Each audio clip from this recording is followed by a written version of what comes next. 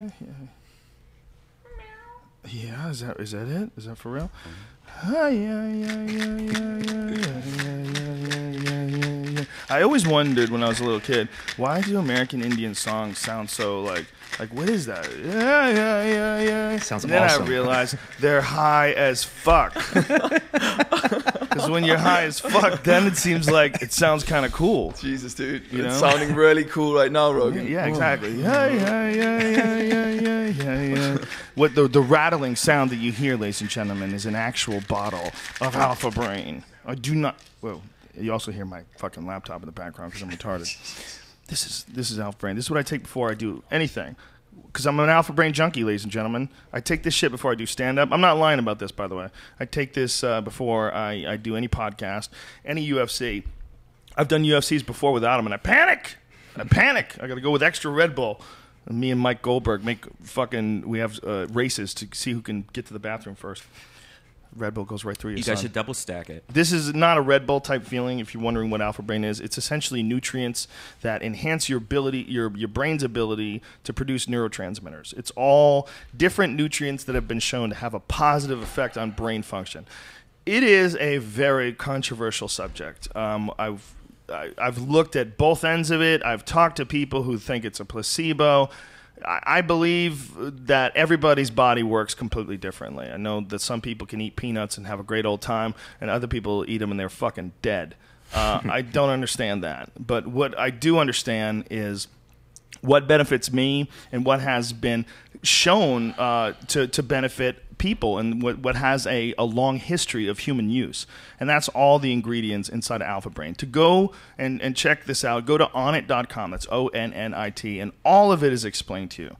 And the only reason why I would be in business with anybody, and this includes Ting, which we're in business with sometimes, or Audible, or any of the Alienware, any of the people that we talk about on the show, even that we don't get money from, like H2O or C2O rather.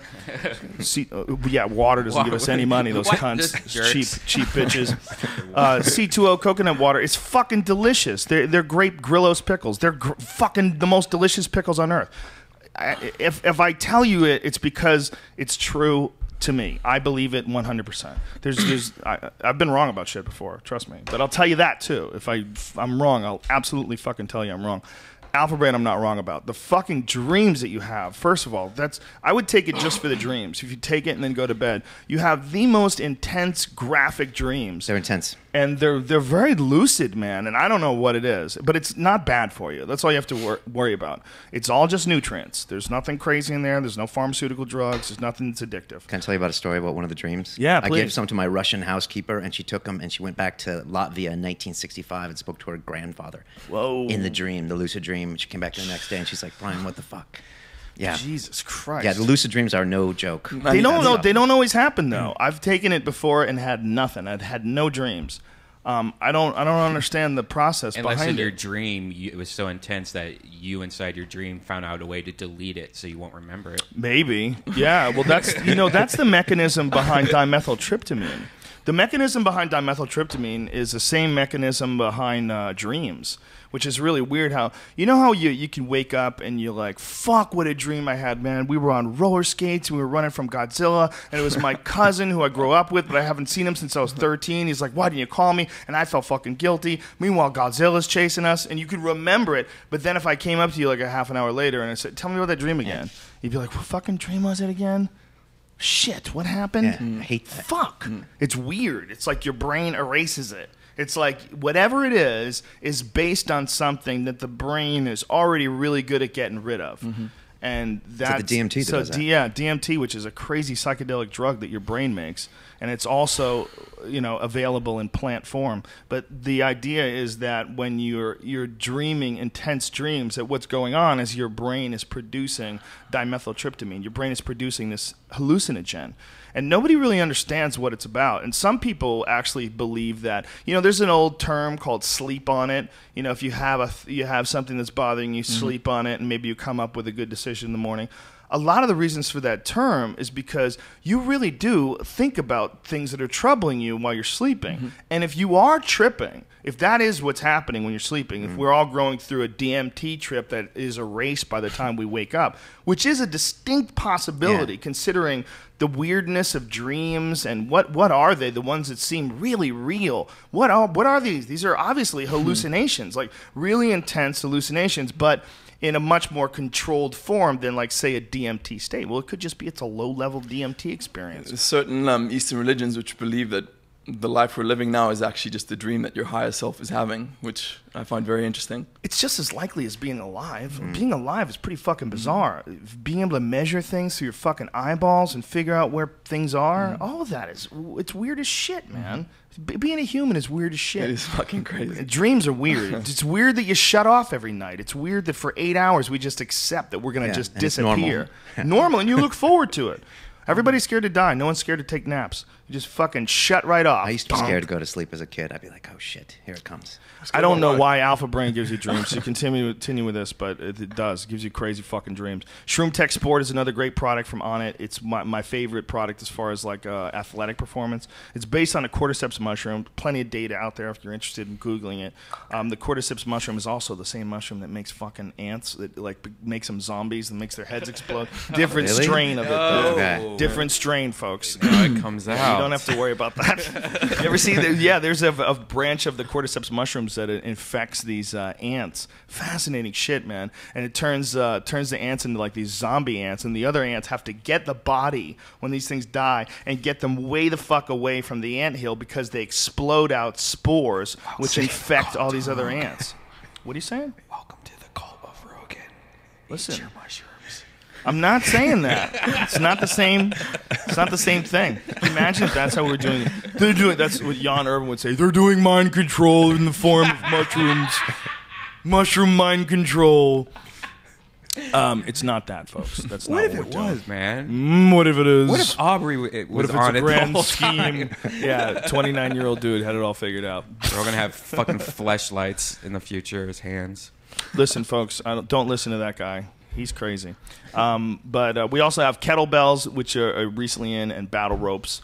That's all. Everything we sell is the highest quality shit possible. You can't get any better. And we try to sell it to you as cheap as possible and make the deal as easy as possible. With all the nutritional supplements, there's a 100% money-back guarantee in the first 30 pills. You don't have to send them back. You just say, this stuff sucks. That's because nobody wants to rip you off, and we're only selling you the best shit. And I guarantee you, if you start using it, you're going to appreciate the effects of it, and you're going to, or you're some fucking weirdo that can't eat peanuts. I don't know your deal, man. Go to onnit.com, use the code name Rogan, and you'll save yourself 10% off the supplements, and you will save nothing off battle ropes and kettlebells because them shits is expensive. And don't use the code name London Real on this show. Wait for our show. Yeah, if you use the code name London Real, do you get something? Do you get like 10% off. 10% off. Sweet, Yeah. look at that bitch. But then Joe offs us in the parking lot later. Spreading, going off through the world. It's a coupon code cockblock. It is a coupon code cockblock exercise right there. It would be if we were all like on some sort of a percentage sales basis. That's why you would want to use the word Olive Garden at on it. Shut the fuck up. Save yourself son of a 7%. bitch. You get, they charge you more. Damn. They say that son of a bitch. It's $7 Charge him more. double. Damn, we were told to Olive Garden before Brian did. Dude, that's It's a good idea. 100%. They charge you more. Dude, can I get a coupon code that charges $10 more on your order, but it just donates to Death Squad? That would be hilarious. Yeah, that is the other thing we're sponsored by. DeathSquad.tv is Brian's site where Brian makes these ridiculous cat T-shirts that I see at all my shows now. Those are all his designs, and the money goes to Brian to support his Death Squad podcast network. And you're like, what the fuck is a Death Squad? It's a very vague and strange topic. But And we got Kevin it's all of Pereira us. tomorrow. Yes, Kevin Pereira, who's Noon. become a part of it. The Death Squad is it's just a nickname that was given to us a long time ago, and it's now sort of branched out into Brian's podcasts, and it's still like it's a family. You know, that's what really Death Squad represents to all of us. You know, when we talk about if we put Death Squad under a post and it's Joey Diaz and Ari and Brian and Duncan are all on a show together, you know, that's what we call Death Squad. When you That's hear us. it's family. Yeah, Just when like you hear Olive it, Garden. it's just like the Olive Garden. Jesus Christ. It's like subliminal. The motherfucker, he entered into my mind with an Olive Garden commercial. Olive Garden, will you please pay this fuck? Olive Garden, what do we have to do? He's got them saying it. Brody Stevens is recommending the Olive Garden on the fucking Chelsea Handler show, you sons of bitches. Get off your ass and sponsor this kid. He's the #1 Olive Garden supporter in the country, essentially. I don't understand it, but I also don't understand that Just for Men commercial where the fucking baby has a beard and drives a car. I don't understand that either. There's a lot of shit I don't understand. What the fuck is that? Haven't you seen that commercial? We'll talk about that. Listen, We don't have that in London. London Real is here. Strap the fuck in. We're fixing to get shit popping. DeathSquad.tv for the t-shirts, stickers, represent Death Squad all over the country. You guys were there in North Carolina, and I saw you in Toronto. All you fucking freaks. All right.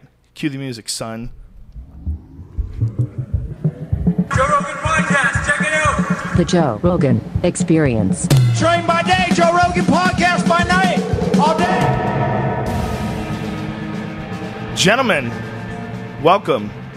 Welcome. Thank you. good to be here, It's Joe. awesome to be So here. good to have you guys here. I saw you guys on YouTube a while back. I don't remember what I just say the gentlemen Brian and Nick. Who's Brian? Who's Nick? I'm Brian Rose. Who's Brian? Who's Nick? Nick. From London Real. These guys are one of the coolest up and coming podcasts that I've had a chance to listen to, and really is fucking right up our alley. The stuff you guys talk about, the people that you have on. You know, you had Jacques Vallée on. You had Graham Hancock on. Fresco, you mean? Jacques Fresco. Did I say? Yeah, I'm yeah, sorry. Jacques Fresco, yeah. Which one's Jacques Vallée? I don't know. Fresco's the 96-year-old dude. Fresco's the Venus Project. Yeah, Venus gentleman. Project guy, yeah. Sorry, Mr. Jacques. But you've had, you had Graham Hancock on. You guys have had some just right up our alley guests. Mm-hmm. It's really, it's beautiful to see that there's more out there. That there's people that are doing this in London. You know, there's people that are doing this in Toronto. I ran into a lot of people in Toronto that have podcasts now, and it's essentially. It's all the same thing. It's like, you get together and you go, man, I would like to talk about some shit that I don't see talked about in the mainstream news. Like, there's all this nonsense in the news about celebrities or about parts of the world that really don't even have anything to do with our day-to-day lives. But there's all these other weird subjects that aren't getting covered. There's so much fascinating things about what's going on with these psychedelics? Like, what is this? What are they here for? What's this all about? Can this be a debate for intelligent people to sit down and talk, or does it immediately get derided and reduced to some silliness, to some you're going to take hallucinogens? Yeah, why don't you just why don't you get up in the morning and put a tie on like a gentleman? I spoke to Hancock about that. As soon as I mention ayahuasca or anything, everyone's eyes just glaze over, and they're like, "Oh, you're one of those guys." Yeah, they think you're a crazy person. Yeah. If you want to talk about altered states of consciousness, you're a crazy person. In California too. Yeah, well, it's a little better here. It's a little better here. This is the most progressive spot in the country, I think, as far as like the ideas of. I have a feeling about humans in America, and it's not that there's not amazing people on the East Coast. There's amazing people all throughout the country, but I think there's a prevailing attitude of the region. Like, people always talk about liberals in California. Well, the reason why is because like. In the East Coast is where all the people first landed. Right. That's where all the people from Europe were like, fuck Europe, we're so done. There's a new spot, they can't fuck with you, we're going to make our own laws. And that got all crazy and cunty, and people just decided to keep going. And a lot of people kept going, and they just kept going. They eventually, on fucking horses with wooden wheels, got all the way to the other side. And we're like, fuck, we can't go any further. Yeah. All right, let's stop. People complain when the transatlantic flight is delayed by 30 minutes. And they don't remember what our ancestors went through, right? Yeah, they had to eat each other, man. Yeah, They would eat each what other was in that the pass mountains. where they ate each other? Yeah, that's no joke, man. It was a scary time for human beings, and I think there was a lot of times where people would start out and not make it. They would I think try. it's always a scary time for human beings, though, Joe. Yeah. I mean, this is a scary game we're all playing, right? It is. It's the same scary game we were playing when I was in high school. When I was in high school, it was about the Soviets. It was always. Yeah, you were talking about that recently. People forget. I mean, I used to go to sleep at night really worried about nuclear war. How old are you? I'm 41. Remember that movie The Day After? Yeah. It was on when I was like 10 or 12. It was this whole television movie about basically a nuclear war and the end of it. I mean, I was up for days scared about that stuff. I don't remember that one in particular, but I bet I saw it. I've seen so many of them. I've seen so many apocalyptic Mad Max type movies where for some reason, I Am Legend type shit goes down.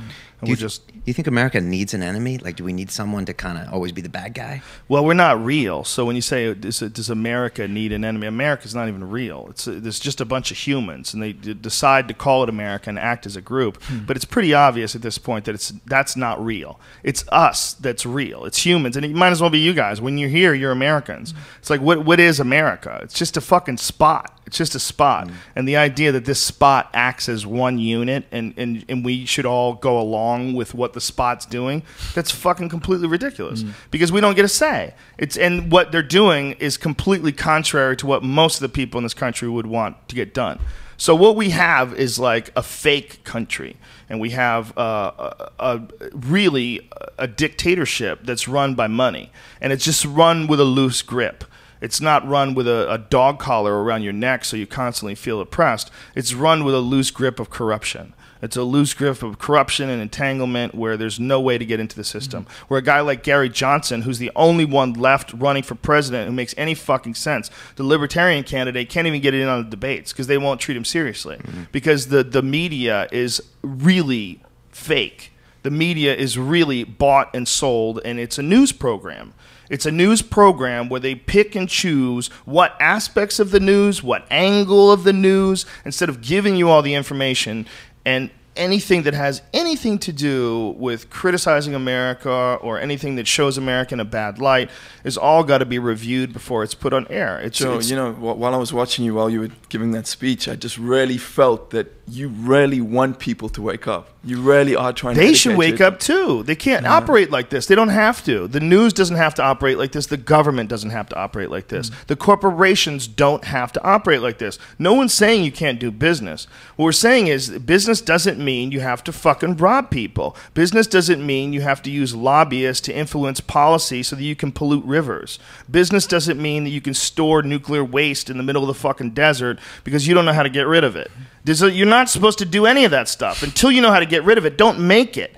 We should really probably shouldn't even be on fucking nuclear power because we've had several major incidents over the past 100 years. 100 years ain't shit when it comes to how long the fucking Earth is and how long radioactive material lasts. So if you're having if they've put together these power plants that if something goes wrong, that spot is poisoned for 100,000 years. You cannot live there anymore. And then even after 100,000 years, who's going to be the first to fucking move back there?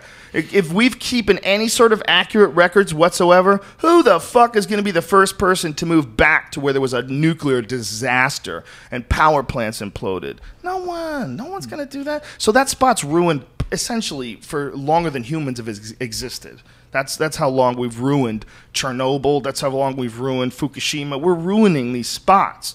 There's a lot of power plants, man, hundreds of them all over the place, and they could all equal a spot where one day you can't go anywhere near them. We're assuming we're going to be able to keep the power on indefinitely and cool these fucking things off. That's why they've built them. Yeah, but it's in human nature to only change your behavior when something really bad happens. It's just the way it is, right? What's fascinating. It's just an aspect of denial. And that's how corporations work. The reason why corporations are able to get away with the shit they do, bribe politicians and influence literally war and murder, is because they act as a group that's just trying to get zeros and ones. They're just trying to get money. So they don't look at things in terms of like their moral value. They look at things in terms of, is this good for our stockholders? Is this good for our business? Can we make a profit here? Can we get over there? And when you have companies where, you get a guy like Dick Cheney, who's the fucking head of a company called Halliburton that fixes shit up after it gets blown up. And then this guy becomes the vice president and just starts blowing shit up and then giving these contracts to the company that he used to run. That is one of the craziest things that's ever happened in front of human beings. It was essentially a jacking on television, live, publicly, and government sanctioned, where they jacked a whole country. and jacked the American people too, and made us give money to these corporations that would fix shit that we blow up, and even build shit that's not necessary. If you talk to people that are over there, they'll tell you that they just have like a certain amount of money they're supposed to spend, and they have a certain amount of projects that, like, they can build a desalinization plant. The people are like, we don't fucking need this. Like, we're building it. You know, you need it, you want it, it doesn't matter. We're building a desalinization plant because we got the contract for it, and it's just billions of dollars is going over there. Billions and billions. Neil deGrasse Tyson had a speech where he was talking about that we have the capability now, we have the knowledge and the know-how to build a telescope that literally can go back and look at the beginnings of time. Like, we can build a telescope that is just infinitely more powerful than anything that exists today. It would cost about $10 million. $10 billion to, you know, it sounds like an incredible amount of money until you find out how much money they're spending in Iraq. They spend $10 billion every few days. It's just constant. Our species must have a really negative karma because we have so much potential, but we just seem to channel it in the wrong direction. And maybe it's not us. Maybe it's just our karma that we're burning through. We have to go through all this shit. Who knows? It's not us. It's just look, the business of running countries has not changed. Although the access to information has changed radically, so the understanding of what a country really is has changed radically. But the business of running countries has not changed. It's the same thing that they did during the Roman Empire, they're doing today. They're just doing it through a loose series of guidelines. But it's really clear that they're robbing countries' resources, controlling people's militaries, attacking people mercilessly, putting fear and terror. And you want to talk about Orwellian. We have fucking robots that we operate with remote control from the other side of the planet that shoot missiles from the sky that kill people. Like, that is bananas. The fact that that's one of the major ways that we rocket in 2012, we literally send fucking Darth Vader spaceships that shoot rockets from the sky. That's insane. Joe, do you ever get like concerned that you might have, or you might face repercussions from the U.S. government in one way or another for the views you promote in your show? Well, no, because it's everything that I'm saying is all obvious. It's all right out there in the open. It's not. I mean, like, if you want to look at the Halliburton thing, it's not like that fucking Rogan, he gave up the goods on Halliburton. Everybody knows that Halliburton is a completely corrupt. The relationship that Halliburton to the United States is completely corrupt, just by virtue of the fact that they got no bid contracts, these enormous contracts. Like, that's not the taxpayers being looked after. That's not the government being frugal or being conservative with money. That's a relationship between someone who influenced either directly with money or indirectly by getting their former CEO to run the country. I think the idea of a corporation is a good thing. I just think you need to regulate the fuck out of them. They have to have a good mindset. From just a limited liability corporate standpoint, I mean, you do believe that there's a reason for them, because otherwise, if you couldn't invest in on it, and otherwise they might come and like take your car away. If it was unlimited liability. I believe in paying taxes. I pay my taxes. I never cheat on my taxes. I pay a lot of money in taxes. I pay. I believe in state taxes too. I mean, I pay state taxes in California. I know a lot of people that move to Nevada strictly because they don't have to pay state taxes. I don't mind paying for things. I don't mind government.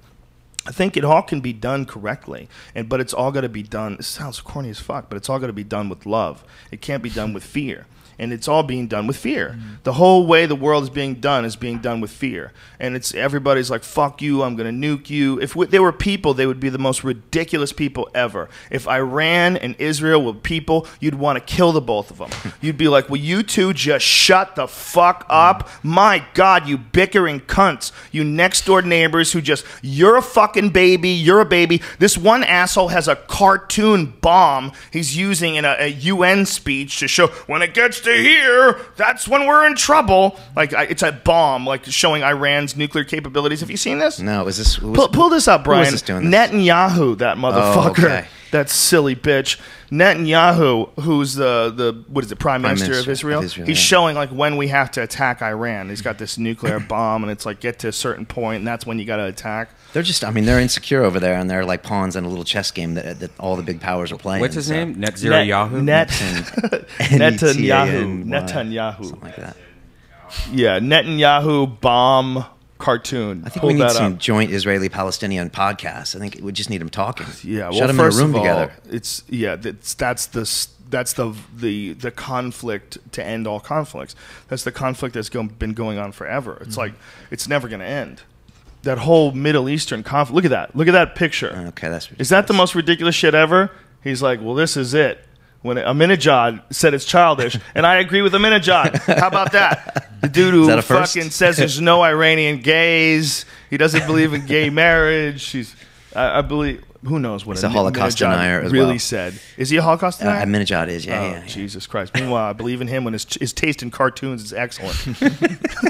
At least you're honest. It seems like, you know, if corporations and governments all sort of have this diffusion of responsibility, and even though we're in America, all the things that go on that we don't agree with, like drone attacks and all the shit, you know, it becomes a matter of how much of an impact does that have on the whole rest of the population. And if it only has a minor impact on the rest of the population, a lot of times you can get away with it. And that's the situation that we're in right now. It's that we know that in order to change things, it would require a major overhaul, and it would be really difficult for a lot of people. I mean, the government is comprised of a huge amount of human beings. There's a lot of people that essentially are completely unnecessary if we had a real just and true government.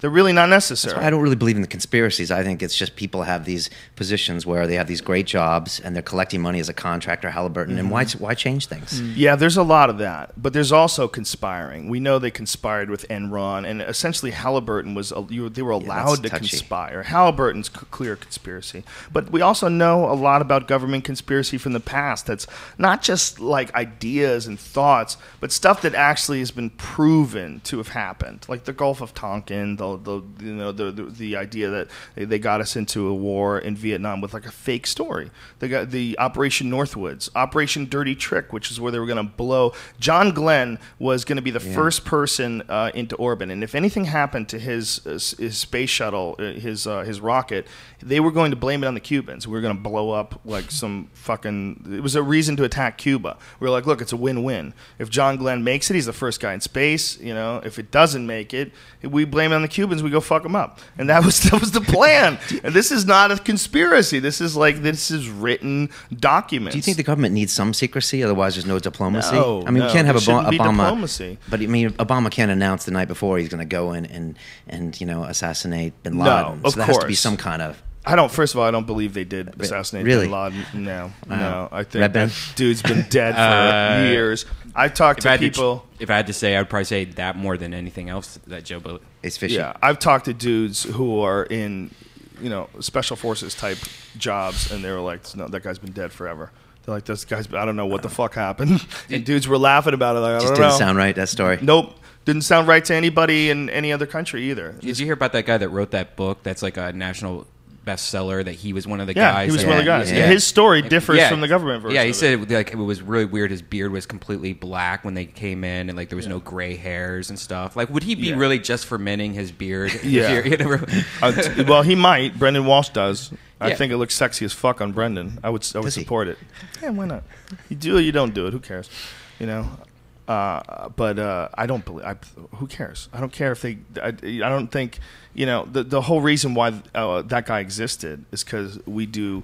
The only way a guy like Osama bin Laden or any of these radical guys ever exists is there's got to be some great empire to oppose, and it's not a great empire of altruism that's trying to help people all over the world and trying to enhance the lives of people and clean up their areas and make money in helping countries instead of making money and just robbing their resources and then taking out their military and taking out their government. Joe. It will collapse sooner or later. Yeah, that's the problem.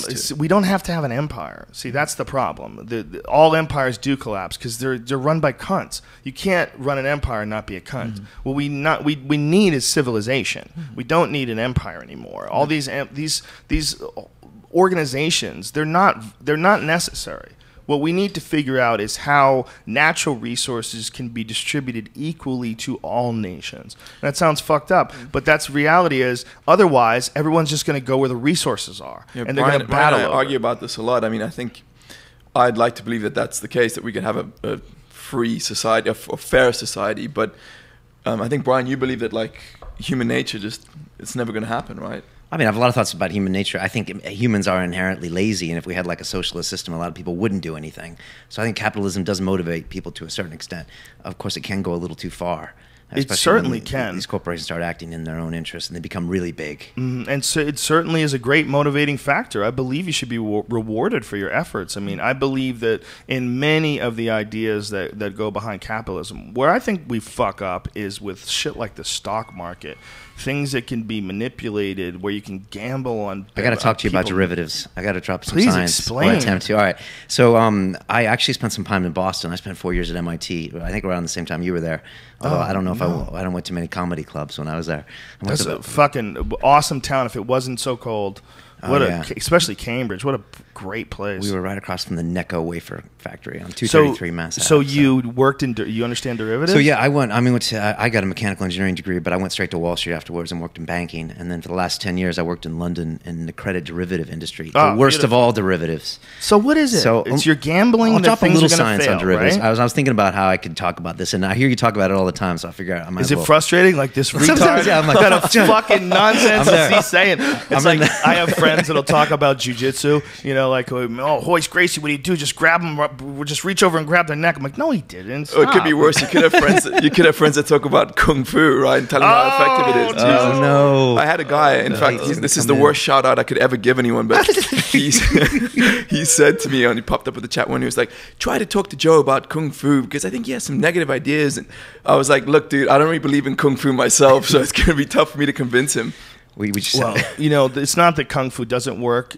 It's definitely not the best way to go. Mm-hmm. It's that simple. There's a lot of stuff that works. You know, if you backfist someone in the face, I mean, it's not going to feel good. Right. It's not going to feel good to get backfisted in the face. But it's not as good as you fucking overhand right somebody. It's just not. I think a better qualifier is it's not that it doesn't work. It's just it doesn't work on the right people. You know, you could probably knock out an 86-year-old grandmother with the white crane dancing tiger technique, but try it on an MMA fighter, it's not going to happen. Well, it's also the way they practice it. The way a lot of people are practicing it, I'm like, oh my god, you're being silly. It's like you're throwing a punch, and then you're pretending that if you threw that punch, what I would do is I would step right here, and then I would attack your organs like this with a claw motion. Come on, we just had Roger. You're not going to do that. The guy's going to punch you again and again and again. He's going to kick you in the dick. It's going to be a lot of shit happening. You're not going to have time to get off that claw to the liver.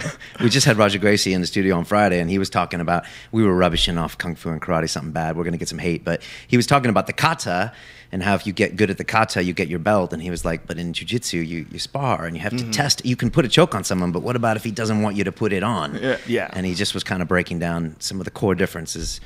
There's a big difference. I have a black belt in Taekwondo as well, and in Taekwondo there was guys that were black belts that weren't that good. They just weren't that good. They had been around a long time. They'd take their forms, and they did okay in sparring, but the reality is they weren't really black belts. They never reached that expert level. Like, they could get mugged. Someone could kick their ass. Like, they really weren't adept at fighting. Do you know what I find is very interesting, Joe, what you might appreciate is if you look at some of those more ridiculous martial arts, you see a guy who's like 45 or 50. Now, if you see a jiu-jitsu guy at that age, he's tough. He still rolls. He's in shape, you know. But you see one of these guys, and without fail, every single 45-year-old plus traditional martial artist is the guy who's got like a slouch and a beer belly, and you can see he hasn't done a push-up for like 15 years. You know what I mean? Yeah, those like Uchiru guys. Yeah. And the weirdest thing is they want to be called by some weird title as well. Sabum Nim. Yeah. And you said it was in the face. So you pulled up like some some Facebook the other day, and you saw a guy with a black belt, and you're like, look at his face. It's not a jiu-jitsu black belt because he didn't have the lines on his face from like all those hard. Because he doesn't test himself. He just hides behind, like, he gets his belt or he gets his certificate and he says, okay, that's me. I'm this grandmaster. And then all the little students bow to him because they think he's got mystical powers. But at the end of the day, he's not progressing. He's not progressing in his art. And just makes my blood boil, man. For those that don't know it, Nick is a jiu-jitsu black belt. Yeah, that's what jiu-jitsu is all about, exposing reality. And there's a lot of martial arts that are about putting on a show.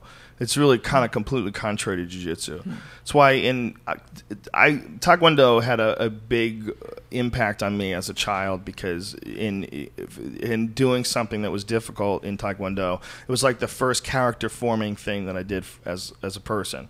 But there's a lot of cult aspects to it. You know, the bowing and the calling the instructor sir and always bowing to them. There was like this. None of that shit's in jiu-jitsu. The respect is all like real, legitimate, natural, friendly respect. Like Jean-Jacques Machado, I have a black belt under Jean-Jacques as well. And Jean-Jacques is he's not just like a great jiu-jitsu coach. He's like everyone's friend. He's like a really nice guy. So he's very informal, but it's no one ever like disrespects him, or no one ever takes advantage of that friendliness and thinks that, you know, that they would be a better fighter than him, or they can kick his ass sparring or something like that. Yeah. But karate guys will always have to put on, I don't want to say always, because a lot of it's just it's done correctly, and it is a discipline, and it's all about, you know, maintaining, you know, the sort of the mindset of the Zen martial arts practitioner. There's a lot of people that are legit about it, but there's also a lot of people that they just want to put up a fucking dog and pony show so that you don't challenge them and test them, and then they develop a fucking gut. Joe, I got a great story for you. We'll get back to derivatives. Yeah, no, don't worry. I won't leave without that.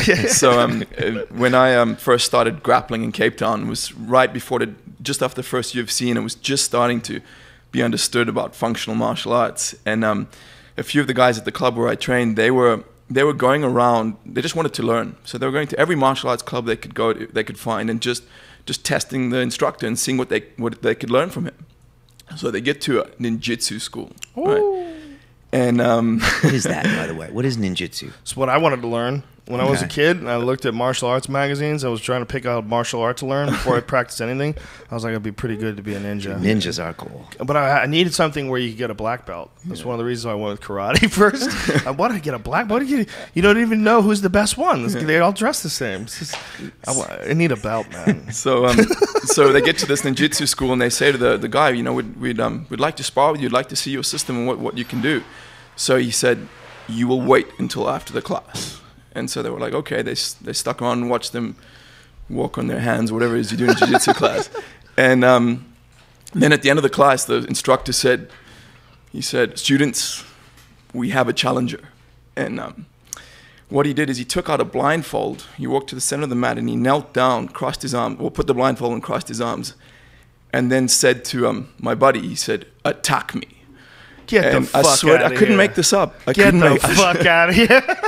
So you might be crazy. Did you just punt him in the face? Well, my buddy looked around the room looking for a camera. He was like, this has got to be like some kind of joke. And then he just he ran around to the back of him and put on a rear naked choke. And this guy like squealed. I didn't know what was going on. And eventually like the guy let him go. And that was the end of ninjutsu for our training, I guess. Well, he was really nice about it, because he could have just punted him in the face. Yeah. It's nice that he attacked. Like a pride kick in the face. Yeah, fucking Shogun style from 2004. No, instead he decided to choke him. That's a very nice guy, because he could have just run up and just kneed the fuck out of his face. Yeah, or Rochambeau'd him, right? Yeah, he's silly bitch. What are you doing? Attack me? Oh my God, you're crazy. There's a lot of dudes who got mad at me online, a lot of these black dudes that do kung fu in New York. Because there's like a whole culture, like from the Warriors, that kind of kung fu. Remember those guys? Most of it's fake kung fu. Okay. When I say fake kung fu, it's like a lot of they're making shit up. Like, what if you did like this? Oh man, you can't do like that. Look at how much you got exposed. Like this area, I'm attacking your knee here, son. Like you got problems here. You know, I got a tiger claw to the side of your neck. Your whole side of your neck is wide open. Like they talk completely unrealistic. I like watching. I laugh my ass off at them. Look, these guys want to believe that they're real martial artists, and they're really mad at me. Like, and the guy was like, "Come on, son, you telling me if I hit you in the face with a monkey paw, that wouldn't hurt?" Yeah, it would. Yeah, if I let you hit me in the face with a monkey paw, it would probably hurt. But the crazy thing that's not what I'm saying here. What I'm saying is you're practicing some nonsense, kid. All right. But we all have aspects of our life in which we're deluding ourselves. You know what I mean? Yes. We just probably can't identify them. Like, for them it's martial arts. For us, it may be, I don't know, our relationships or whatever. People love to delude themselves. It's way easier than facing the insignificance of your reality in this crazy picture of the whole universe. Yeah, it's a protection mechanism for the brain, right? What the ego's there for, to give you a reason to stay alive until you can get enlightened enough that you no longer need the ego to appreciate this existence. Yeah. But the ego is there to keep you alive. You're super special when you're a 10-year-old. You know, your ego. That makes sense. Yeah, that makes so much sense. It's just an engine to push you forward.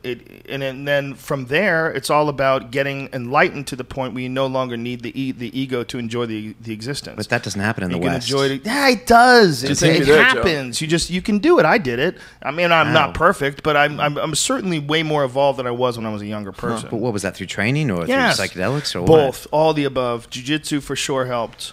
Jiu-jitsu, I've been doing jiu-jitsu since '96, and I think just getting constantly fucking strangled and going at it until your heart's gonna explode in your chest, and you're trying not to tap, but you got to realize you got to tap, and then you got to go again because there's still 4 minutes left in the round, and you're fucking, you're going at it. And you develop these intense relationships with people because you understand their character. You see dudes that break. You see dudes that will never break.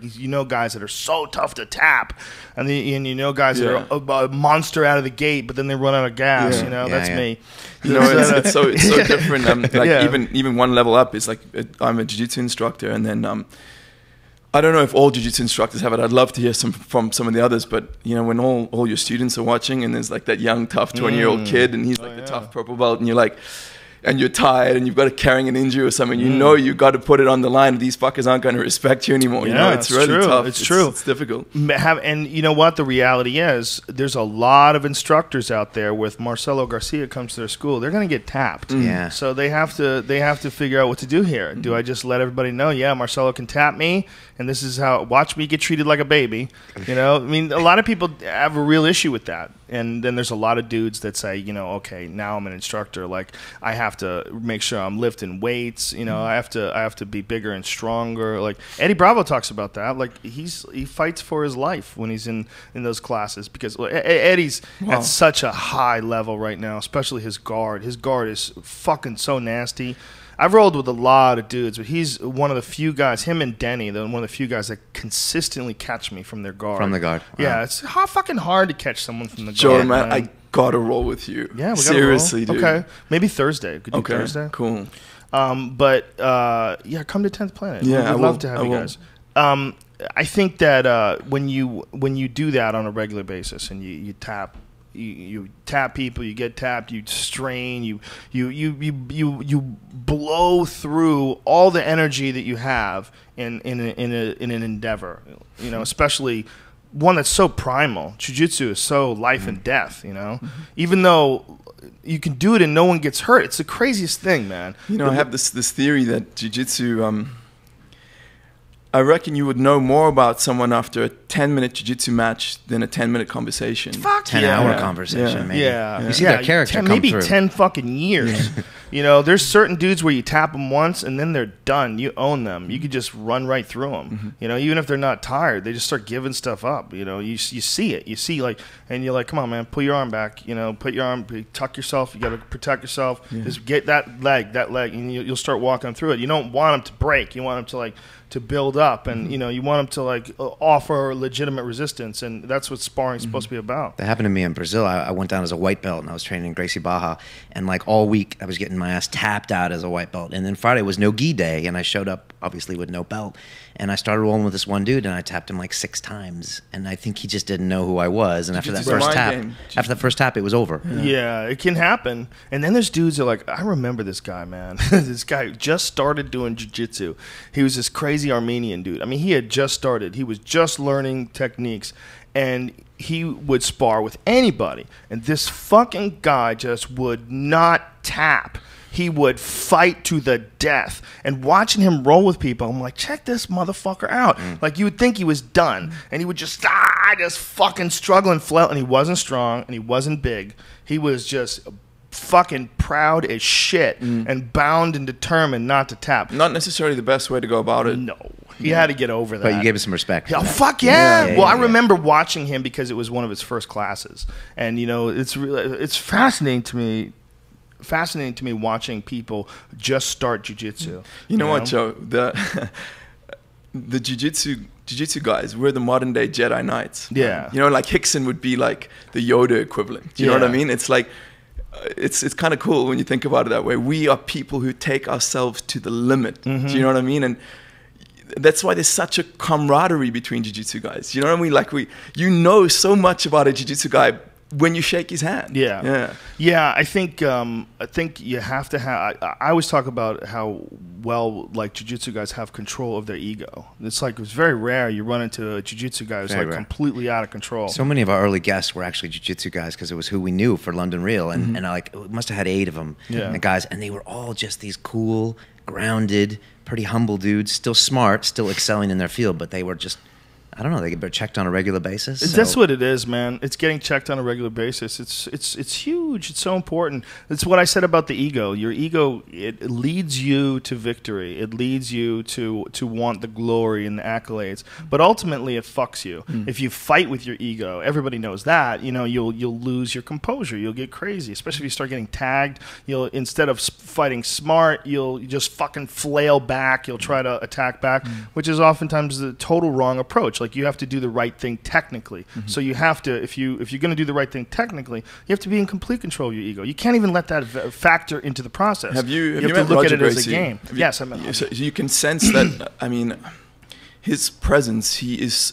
We interviewed him on our show the other day, and one of the things I brought up was I've known him for almost 10 years, and Joe, I swear to God, I've never seen him lose his cool. He is the most zen person on the planet, or the most zen person I know, and it goes hand in hand with good jiu-jitsu. Like, I notice the calmer I'm getting as a human being, maybe it's got to do with aging or meditation, the better my jiu-jitsu is, the more I'm in touch with reality when I'm like sparring with someone. And I find that interesting. I do as well. I think jiu-jitsu is an excellent part of daily life for a man especially. And I think it's just one aspect. You know, the others are nutrition, philosophy, thought, conversation with others. You know, I know this podcast for sure.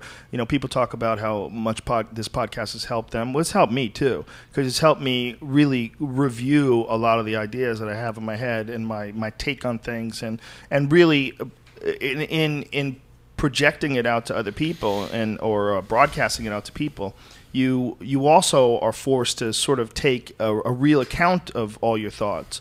And it's sort of like teaching jiu-jitsu makes your game better. You learn by teaching. Yeah, if you teach jiu-jitsu, man, you're going to empathize, right? Yeah, my friend Brent, perfect example, was always like a decent purple belt. Always, but he wasn't like the best guy. And man, he started fucking teaching. He's a black belt now, but he started teaching. And when he was teaching, it's like within a year, his game went up so many notches. Like all of a sudden, he was dangerous as fuck. All of a sudden, every time you rolled with him, he was snatching Kimura's. You're like, oh, this is like he's doing this perfect. Like he had his technique became so sharp from teaching. Do you know why that is? I actually found out the other day because I noticed that as well. When I started teaching full time, I got quite a lot better. And we have, I don't know if I'm using the correct term, but there's a specific kind of neuron in our brain that fires when we see someone doing something. I think it's called an empathy neuron.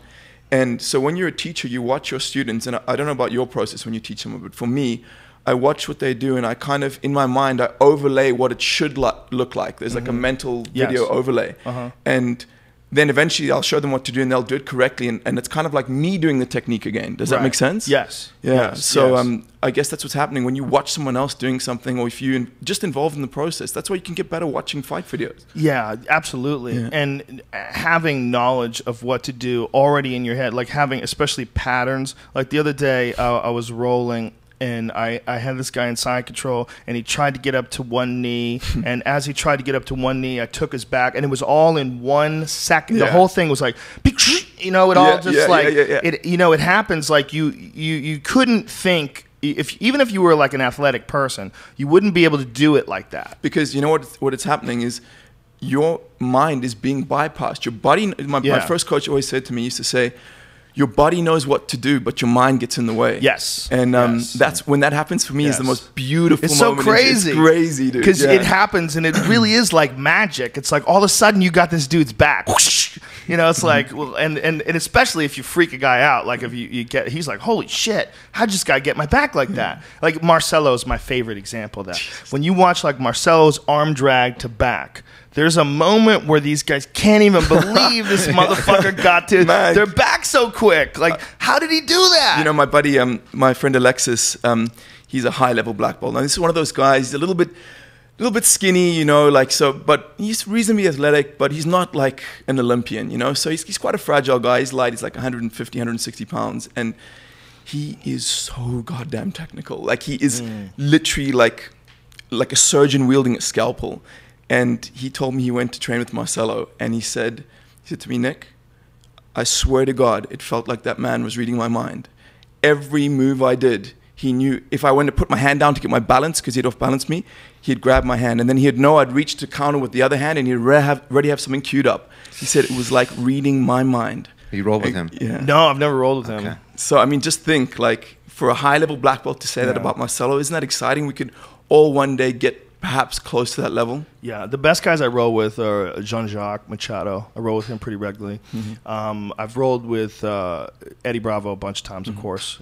And Denny Propagos is one of Eddie's black belts. He's got a nasty guard, and he's a small dude. He's only about 160 pounds, and he still can tap me from the guard regularly. Wow. He's wicked. Yeah, there's a lot. Eddie's got a lot of guys that just have stupid guards. Shigeki's another one. This dude, and he's 135 pounds. What are you, Joe? Are you like a ground player? Are you a guard player or a passer, or what's your style? I've changed much more over the years and tried to be much more guard oriented and half guard oriented and earn top position. You know, because I most of my submissions were from the top, and I realized that's unrealistic. Yeah, Roger's dad, Maurizio. I mean, he's a red and black belt. So I mean, this guy's legit. And he said to me, I said when I was quite a bit younger, I said like, man, you know, Maurizio, I thought about it. Like, I don't want to play on my back because if I'm on my back, I'm just trying to get to the top anyway. So why don't I just go straight to the top? And he said, you know, Nick, when you get older, you'll need your guard, bro. You'll need it because there's much more energy conservation when you're on your back. And I didn't think about it, but the older I get, you know, I kind of see that. I know what he was talking about. I like to earn it. You know, that's what Eddie always says. If you're going to attack someone from the top, you should earn that position. So I always start off from guard. You know, I think that's a smart way. 10th Planet? Well, I've been injured. I've been injured for 5 months. I fucked my back up, and what I tried to do was I tried to just like lightly roll, like an asshole. Yeah, even though I knew it was injured, I was like, I just like roll with light guys, don't go hard. And then I fucked it up way worse. And the one day where I tried to roll light set me back 3 months. Then I came back and I only trained for a couple of days, and I popped it out again. But it was much more mild this time. It was just a bad muscle tear, and it's in my back. It's where you're like in between your shoulder blades. Like that's where I tore the muscle. It was really weird. It was a jiu-jitsu thing. Are you going to be rolling till you're like 65, do you think, or later? Are you going to be like Elio Gracie? Till the wheels fall off. I'm rolling till the wheels fall off. I mean, I got to say it was nice during the 5 months that I was off, where I wasn't always tweaked. It was always like my elbow. Like I should have tapped from that, and I muscled out of it, or my neck got tweaked, or it's always something. I don't know about you, but for me, and I'm sure for a few other jiu-jitsu guys, you know, when you get to the end of a hard week of training and you're just fucked. Yeah. You know, everything hurts, and you've just got that like bone tiredness. Yeah. I used to like fight against it, but now I kind of get off on that. Do you know what I mean? I feel like in my body I'm alive. Do you know what I'm saying? Well, you feel like you've earned relaxation. You've actually done something incredibly difficult. Like I had a great roll last night, and I came home, and this is my 3rd time back from the injury, and I'm like, I'm finally like pretty sure that it's if it's not 100%, it's definitely 90%. So I'm feeling great, and I was just fucking exhausted, and I just plopped down on the couch and watched TV. But I didn't feel guilty at all about watching TV. You know, it's like I did something pretty fucking. I put forth some serious effort, and I don't feel like I can enjoy like bullshit, like fucking off, like watching TV or something, unless I've done something hard. I feel like you should reward yourself with bullshit, like, but it's all a matter of managing it. You know, it's like I like to watch TV or watch a movie after I've written for a few hours, you know, or I just like, okay, I did my work, I can just shut off now. Man, I can't do it, Joe. You know, just telling Brian the other day, I sold my PlayStation and my TV. I realized I don't want it in my house anymore, man, because you know, it sounds a bit strange, but I always feel kind of empty after watching TV and it's not porn, or playing video games. I don't feel like I've grown as a person. I feel like I was just like a vegetable, you know, and I'm happy to have it out the house.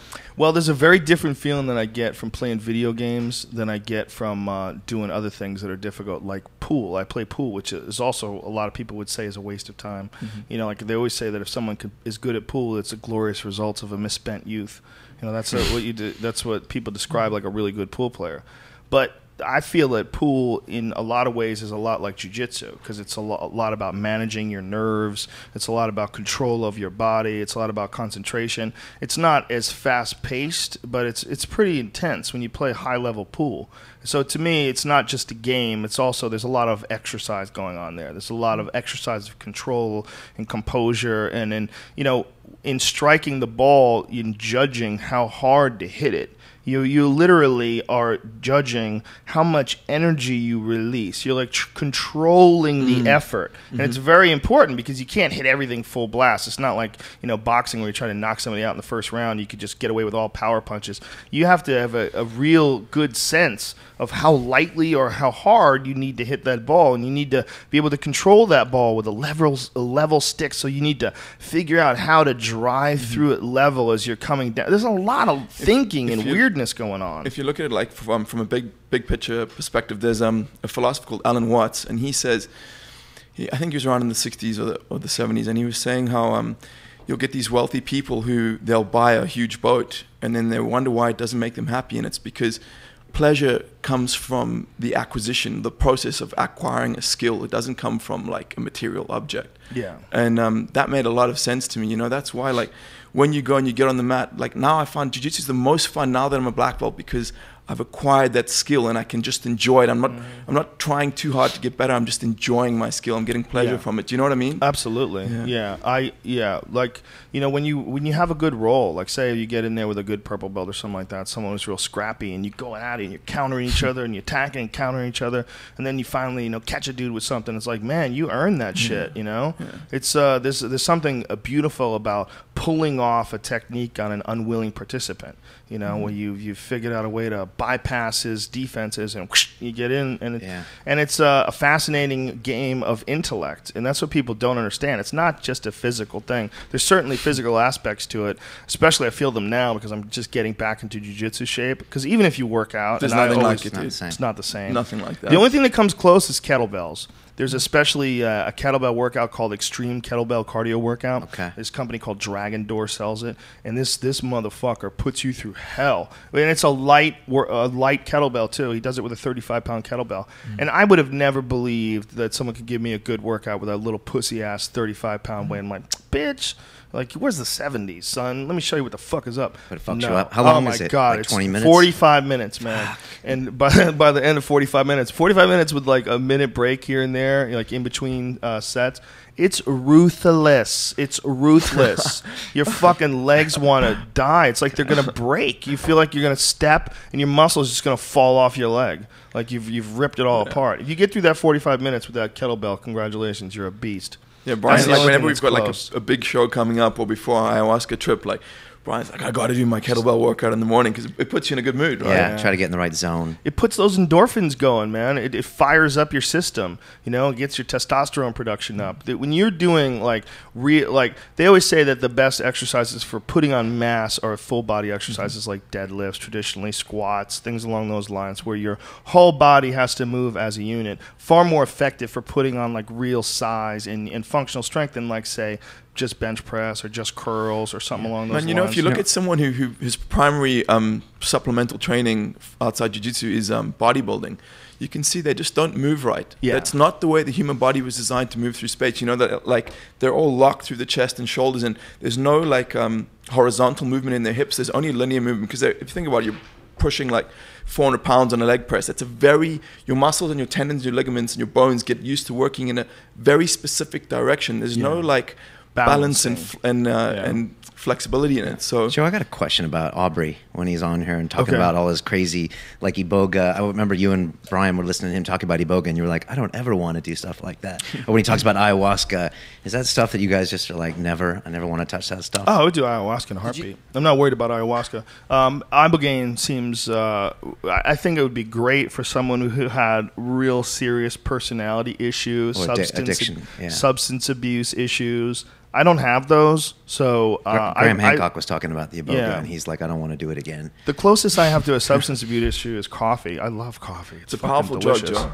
Was it powerful drug, man? Was it coffee or ayahuasca? Coffee. Oh, it's a yeah. Joe, was it ayahuasca that somebody died the other day from? The first Supposedly, yeah, but they don't know if the ayahuasca killed him the shaman killed him or something? The shaman could have killed him. Because the shaman buried him, so who knows if he died during a ceremony or he might have been an asshole. Somebody might have killed him.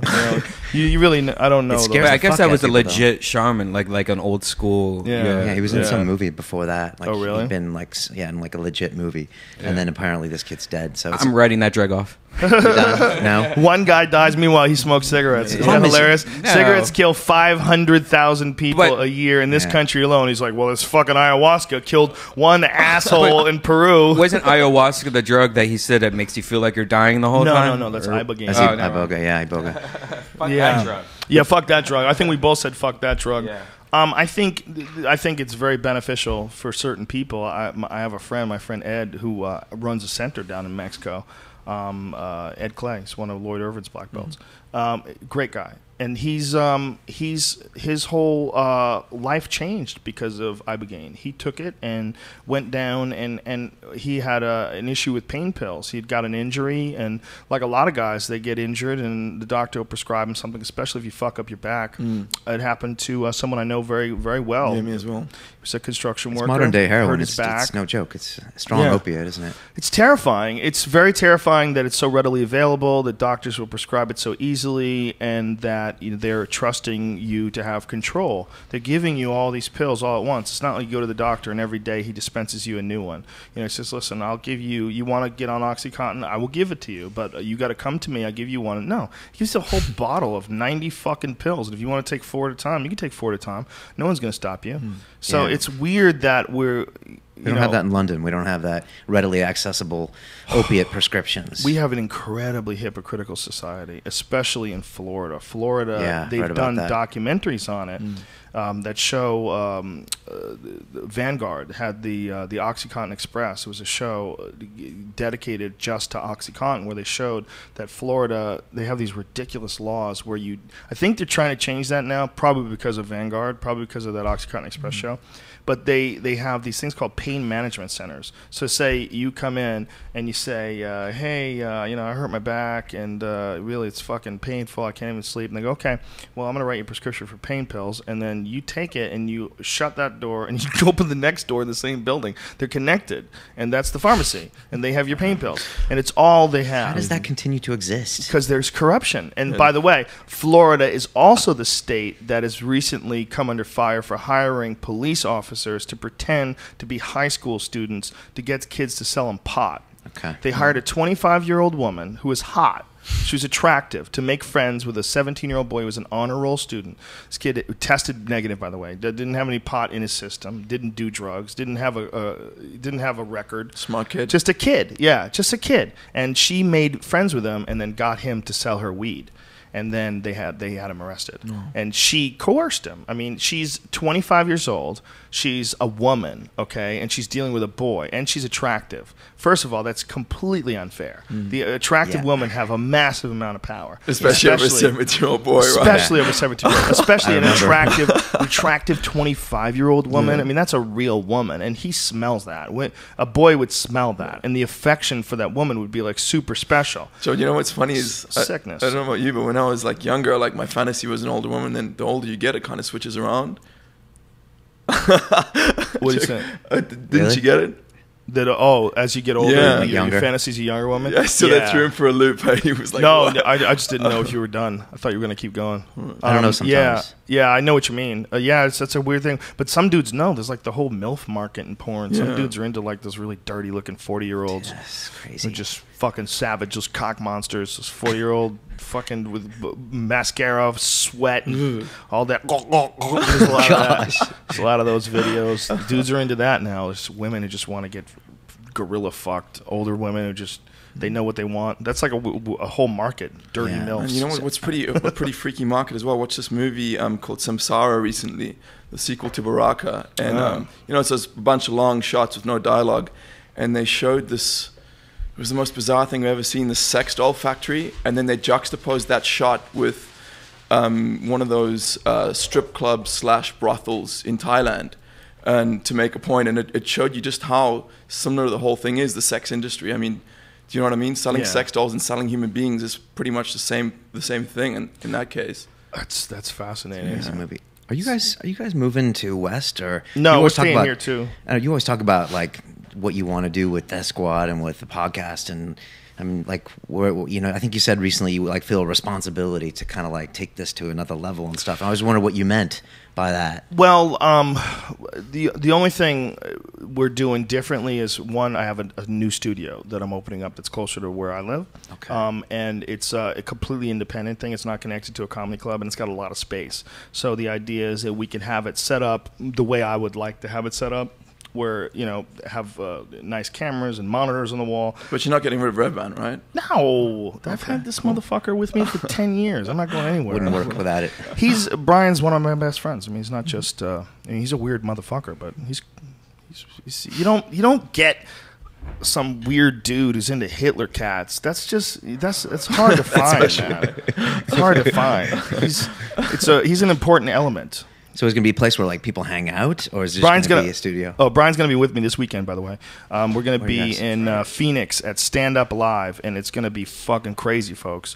Joey Diaz is there. He won't be there on Sunday, but he's there Friday and Saturday.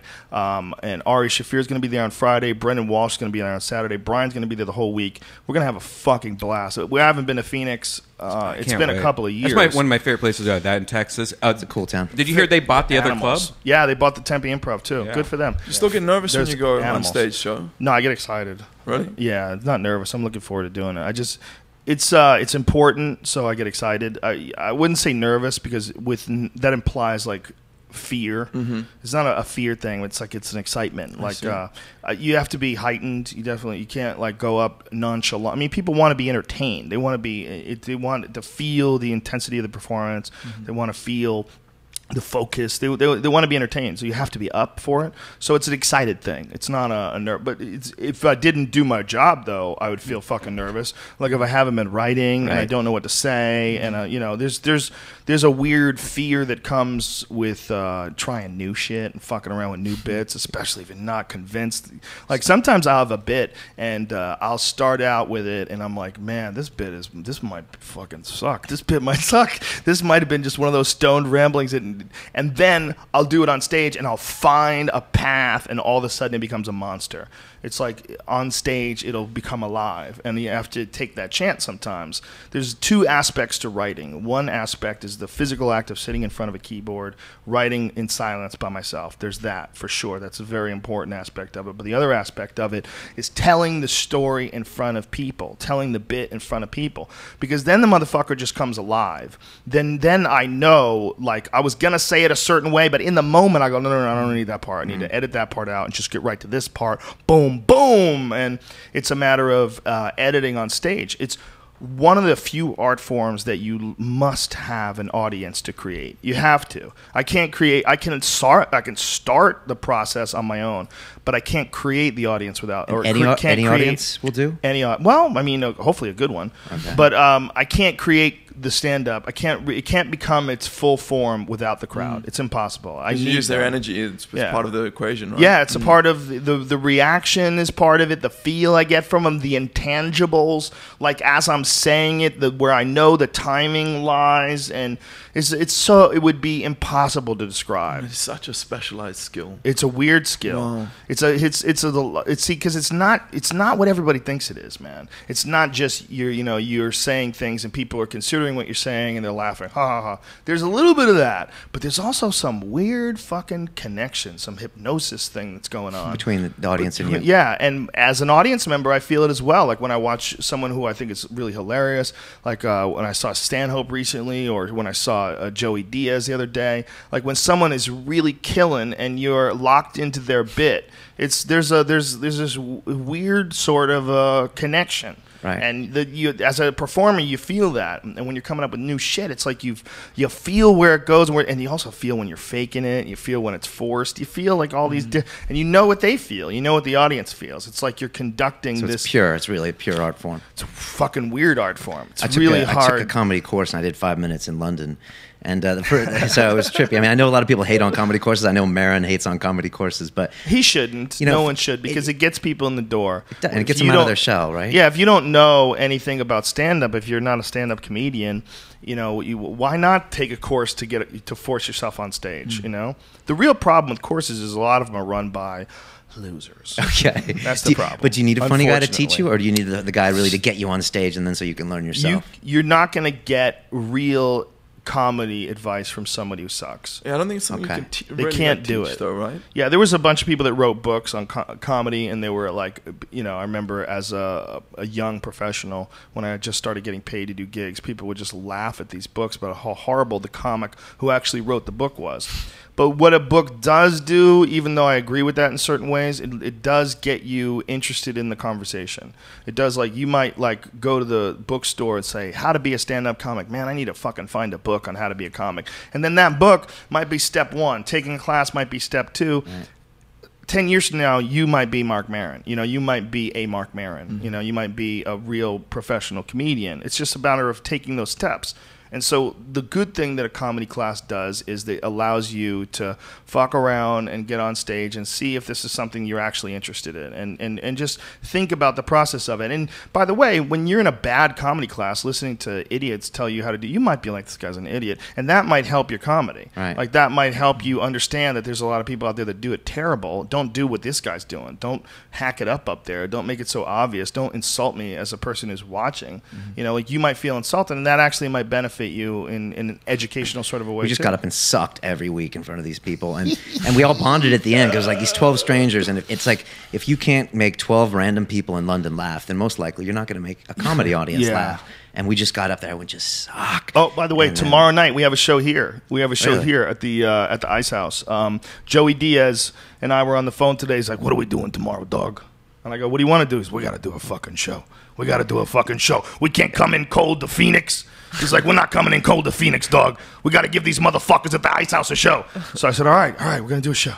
Settle down. Is it like breathing for you guys? You guys got to be on stage weekly? Well, Joey is, Joey is a guy who, no matter what, Joey's always doing 3-4 sets a week. He's always hopping around doing it. He loves it. It's one of the reasons why he's so good, so comfortable and natural up there. And it's just also what he loves. He's a real stand-up, He's a black belt in stand-up comedy. He loves it. Wow. He loves it. It's the same thing. So for him, it's like he knows that we're going to have these huge crowds. Phoenix, the club is like 600 seats.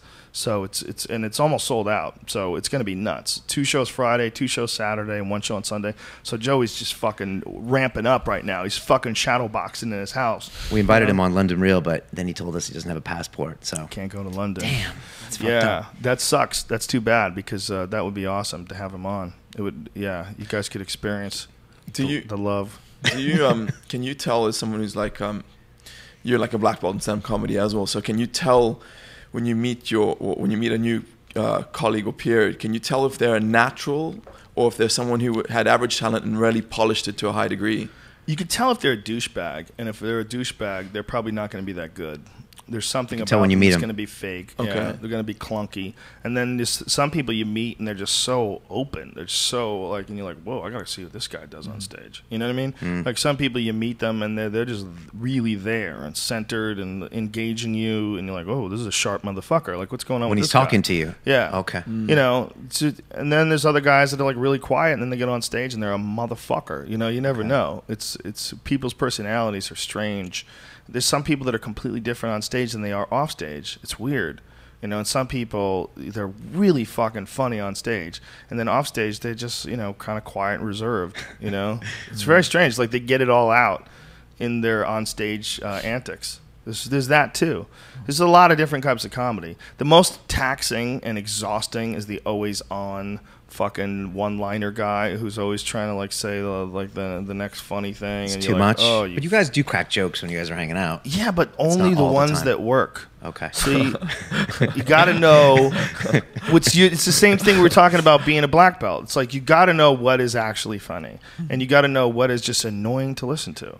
You know, what is just you jerking off into the wind, and what is actually something that's relative, like something that's relevant, something relevant to bring up, something that you're actually contributing to the conversation. You took the turn. Like one of the things that Brian is really good at, and I want to encourage this, but I have to give him his props.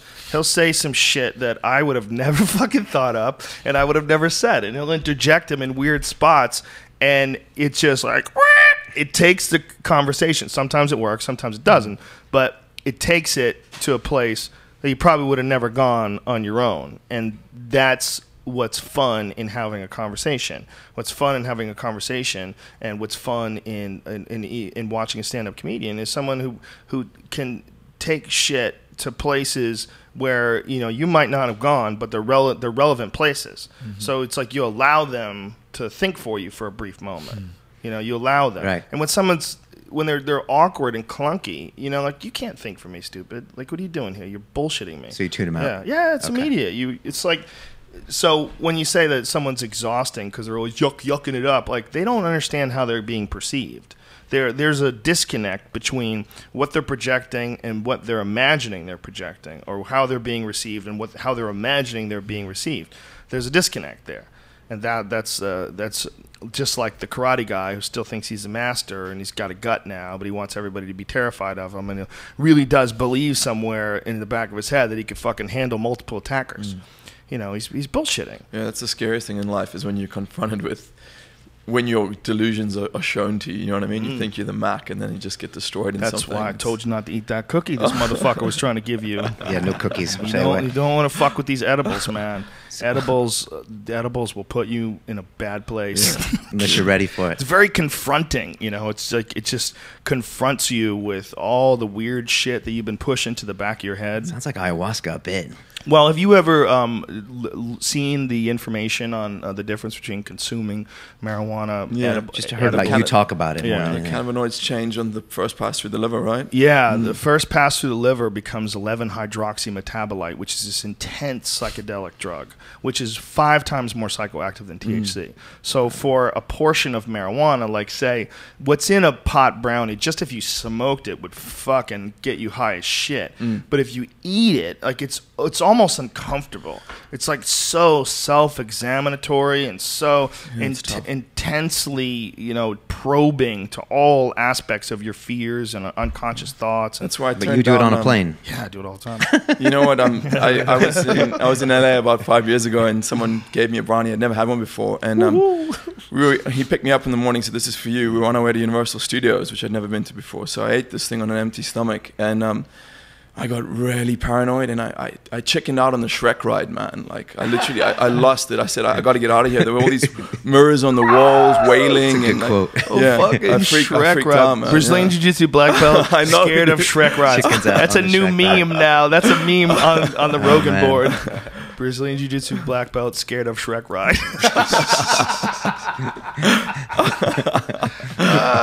Yeah, man. Weed's a motherfucker, son. That's a tough thing, man. There's a lot of people say it makes you paranoid, and I believe that a certain amount of paranoia is very important. I really think it's not paranoia. I think it's just... Is that me? How dare you? That ringtone, yeah, I know. Yeah, I don't change ringtones, bitch. I don't want to hear your music either. If you're one of those dudes that's got some fucking latest... Does Green Day have a latest song? They must. I have a badass ringtone. I bet you do, you sexy bitch. What was I saying? The fuck were we talking about? I don't know, but I got to drop some financial science on you. I had a point, though.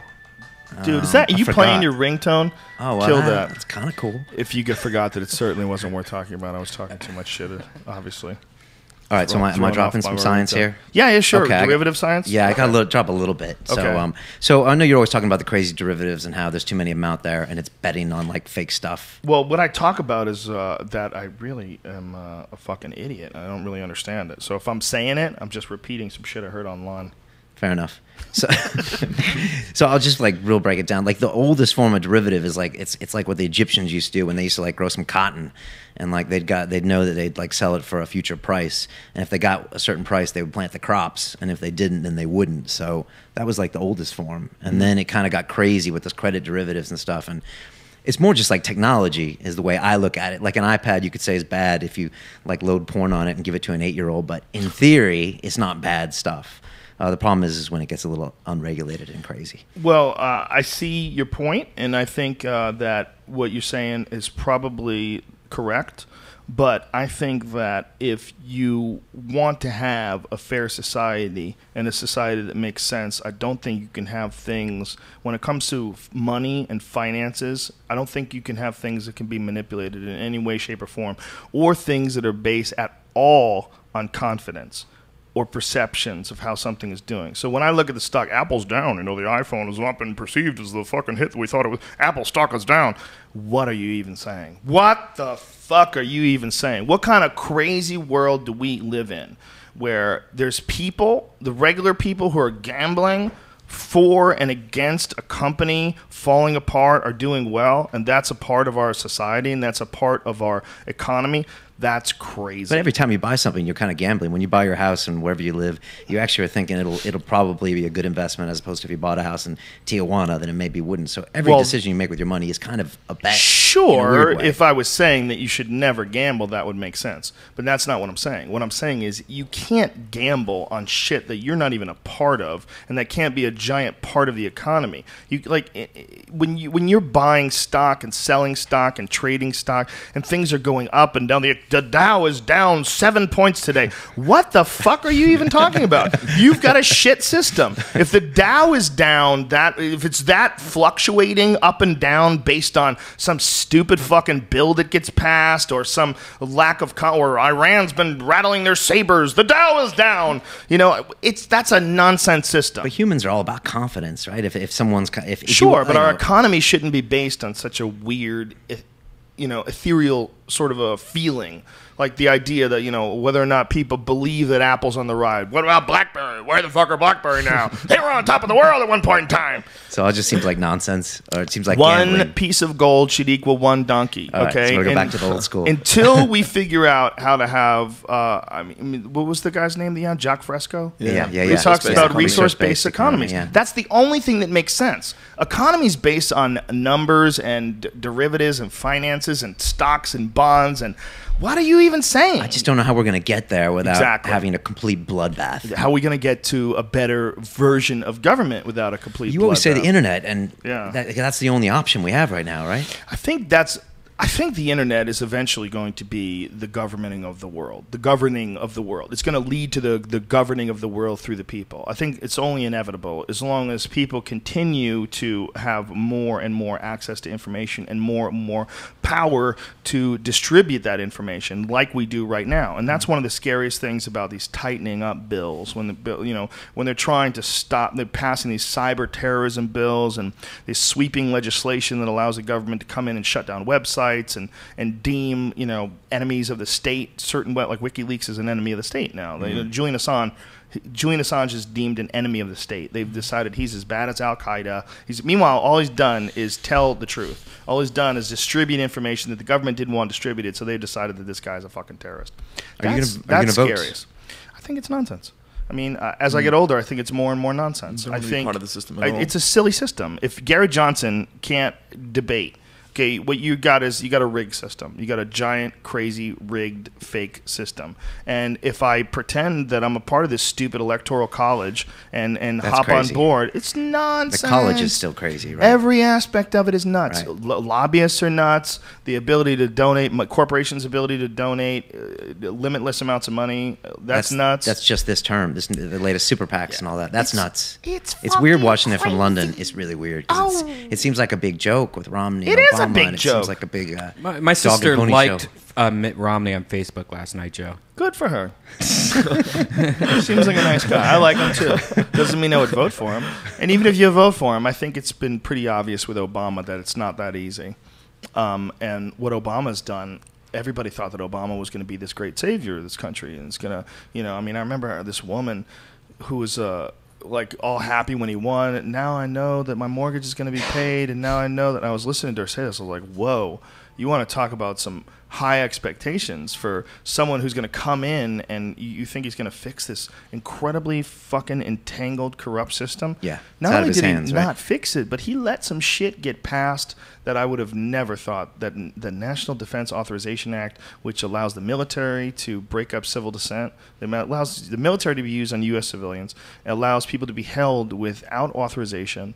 It allows to be without representation, without any recourse. You can't have a trial. They could just hold you indefinitely as long as they want. Man. It's terrifying. It's terrifying that they would ask for that. Here's why. It's not like things have gone horribly bad in this country. It's not like there's riots in the streets every day and people are assassinating government leaders and there's bombs blowing up in buildings everywhere. And we have resorted to like some sort of arcane law that we're going to have to put into place until we can calm things down. We've got to control. No, it's not that. But go walk down the street. Pasadena, it's beautiful out here, man. You know, get on the highway. There's a few too many cars. People are civil. You know, you got hours and hours of bumper-to-bumper traffic, and the worst thing is somebody might blow the horn or stick a finger out at somebody. No one's cutting people's heads off with swords. You know, it's not necessary to pass these crazy Orwellian laws. But what it makes me think is that they can see the writing on the wall, and they know that this form of running governments, it's no longer valid. It doesn't work. It's ridiculous. We understand your influence. We understand why you're making these decisions. We see where the money comes from now. It's all readily available. It's not like we're living in 1930 and I have to read the Hearst newspapers to find out what the information is, is going to be about this upcoming election. You can find out anything about anybody. It's really different now. And it's not saying that we don't need a government. We certainly need a government. It's not saying we shouldn't have corporations. Of course we should have corporations. There's a lot of corporations that I think are great. I think Apple's great. I think Porsche's great. I think I like their products. I think, you know what I mean? There's nothing wrong with that. It's just we can't allow money to supersede humanity. And that's what they've done. They've allowed the idea of doing their stockholders justice and making as much money as possible. They've allowed that to supersede humanity. And when you have businesses where their entire function is to supersede humanity, you can see that and you can measure that we need to stop that. That needs to be closed down. They got to stop it for themselves because they're all having fucking horrible karma from that. And yeah, that's got to be bad karma. Terrible, man. Have you thought about having politicians on the show? We've had a few. We've had the guy that a was young running. kid, David Seaman. He's coming back again in a couple of weeks. Would politicians want to come on your show? Or no, would why would they get want to? Maybe Gary Johnson would, but he's legit. Right. I spoke to Ron Paul. I had a chance to speak to him on the Tonight Show. I never asked him to come on the podcast because I thought it would be ridiculous. Siemens coming As in on he wouldn't again? come? Yeah, he's coming on again. Yeah. What, you have a problem with that? No, I said Siemens Redban's coming on you jokes. again. Oh, how dare you. See? You're a fucking child. It's good, though. There you go. That's what you're talking Exactly. about. Like the needle off the record. It's my man-child barking out in the distance. Look what you've created, Joe. So this is our 1 year anniversary, pretty much, since we started guys? this Yeah. show. Yeah, and I mean, obviously, it was pretty much after watching your show. I mean, the split screen was pretty much an ode to when you used to shoot it. I think at your house, right? Yeah. Well, we started doing it because of Anthony Cumia. Really, he was the big push. I mean, when we went to the Opie and Anthony show, and Anthony has a show called Live from the Compound. Okay. And he was the first. He actually has a fucking sick setup. He has a green screen and a broadcast desk and really high-end microphones. And him and his buddies would get drunk and do a show. And we were like, me and Brian were like, that looks fun. Was it video as well? Yeah. So we started doing it. It'll be 3 years for us in December. We started doing it on a Ustream on a laptop. And you guys were on sofas, right? In the beginning? Yeah, we were in my house, just chilling in my house. We were bored. You infected us over in London, Well, you know, like I said, we were infected first. Yeah, so somebody Brian infected and us. We've come up with this idea called Global Real, and we want to facilitate the setting up of like similar things to London Real in every major city in the world. Or anybody who wants to just do a podcast. And we talked to some guys actually in Victoria, British Columbia. There's a guy over there, Eric Faust, and we talked to him recently on Skype, and he's like, I want to do a podcast. I'm like, just do it. You know, if you want some help, let's do it. And he's like, I want to call it Victoria Real with your permission. And I was like, dude, that's awesome. We don't know the name, you know? Yeah. But I was like, just as long as there's not another London Reel, you're good, right? You don't have to bust these up, right? there can't be enough podcasts, right? I mean, no, I don't think that. Yeah, you know, there's a lot of people that feel like the other people that are doing podcasts are somehow or another the competition. I don't feel that at all. I never have. I feel like there's 300 million fucking human beings just in this country and hundreds of millions worldwide that also listen to anything English. I think there's a huge audience for everybody, and I don't think that it has to be us against them. I'm inspired by other comedians, just like I'm inspired by other podcasts. But I'm a big believer in the way to be successful and the way to feel good is to help other people, to help other people do things. Abundance mentality, though. You know? Like that's one of the first signs of an enlightened human being is he knows there's enough for everyone. He doesn't have to like claw and scrape and say this is mine, you know. And that's once you start sending that energy out into the universe, your experience becomes very, very different, right? I think my stand-up comedy, all of it is benefited from that. My life has benefited from it. I think you have to be a generous person. Like I'll regularly go to a coffee shop and leave like $100 tip. I think you got to do that. I think you do. I leave like little happiness bombs. Like I always joke about it. Like my friend Duncan and I we ate at this barbecue place. And, you know, I tipped the waiter $100, and he didn't even know it, but we laughed. Thanks, bye. And I get out of there. Like, I love the fact that dude's going to open up the thing and see $100. Like, motherfucker just gave me $100. And you're gone. Like, yeah, and I'm gone. Nice, so it's a little happiness bomb. You know, it's and I think that sort of mentality, I've also put that to stand-up, you know. And all of us would do that. Ari does that. Duncan does that. Brian does that. Joey Diaz does that. You know, we're the first guys to tell you about someone that we think is great and someone that we love, something you should check out. And it's aided all of us. You know? What you give, you get back 10 times, right? That's the love of the universe, I think right? so, man. You know, there's a lot of comics who bring guys on the road with them that are terrible, so they don't show them up. I've always been of the mindset that I should bring the funniest human beings that are available so that the show's better and it makes me laugh. Like it's not going to make me less funny. Like that idea is crazy to me. Like there's a lot of people that actually want the person who's on in front of them to not be funny because then it makes them look better. And I think if that's the worst way of thinking ever, because that's your sense of what is funny or what's funny about you is so delicate that no one else can also be funny. Like that's crazy. Like sometimes you're funny, but you're only funny if someone before you sucks. That doesn't even make sense. Yeah, it's a whole wrong mentality. It's the same thing. It's a lack of that abundance mentality and a lack of the real idea that human beings are inexorably connected. That we're connected by energy and that we're connected by intent and that we're connected by the thoughts that we put out there and the thoughts that we receive from other people. It's not this woo-woo thing. This is a real exchange of energy. Yeah, it's real. Right? I've been impressed by the power of a conversation. Like we get on the air once a week and we have an hour conversation with someone who we think is important. And that's why we put them in the center of the screen. We like want to feature these people to the world, whether it's Simon Powell with the psilocybin solution or, you know, an MMA fighter or somebody. And it's like, check this dude out. But it's had a big effect on me. I mean, I've grown so much as a person this last year. Probably been the best year of my life, and this is like 10 years in financial markets and making money and doing this. But like this last year, I've changed the most. I freaking drank ayahuasca. 2 years ago, I would have been the dude that glazes over when you talk about psychedelics. I'm like, oh, you're one of those fucks. Yeah. No, and now I'm doing it, and like what made you have an altering of that idea? You know, I walked away from that job because I don't know. I think a lot of times as young males, we're sold this kind of this capitalist promise where you go to school, you make the money, you get the girl, you have the car, and you're happy. And a lot of our viewers, I think, are the same way. They're like these guys in their mid-20s that think they're playing the game, and they're like, okay, then where are all my rewards? And they're like, I'm not happy with this anymore. And I think I got there.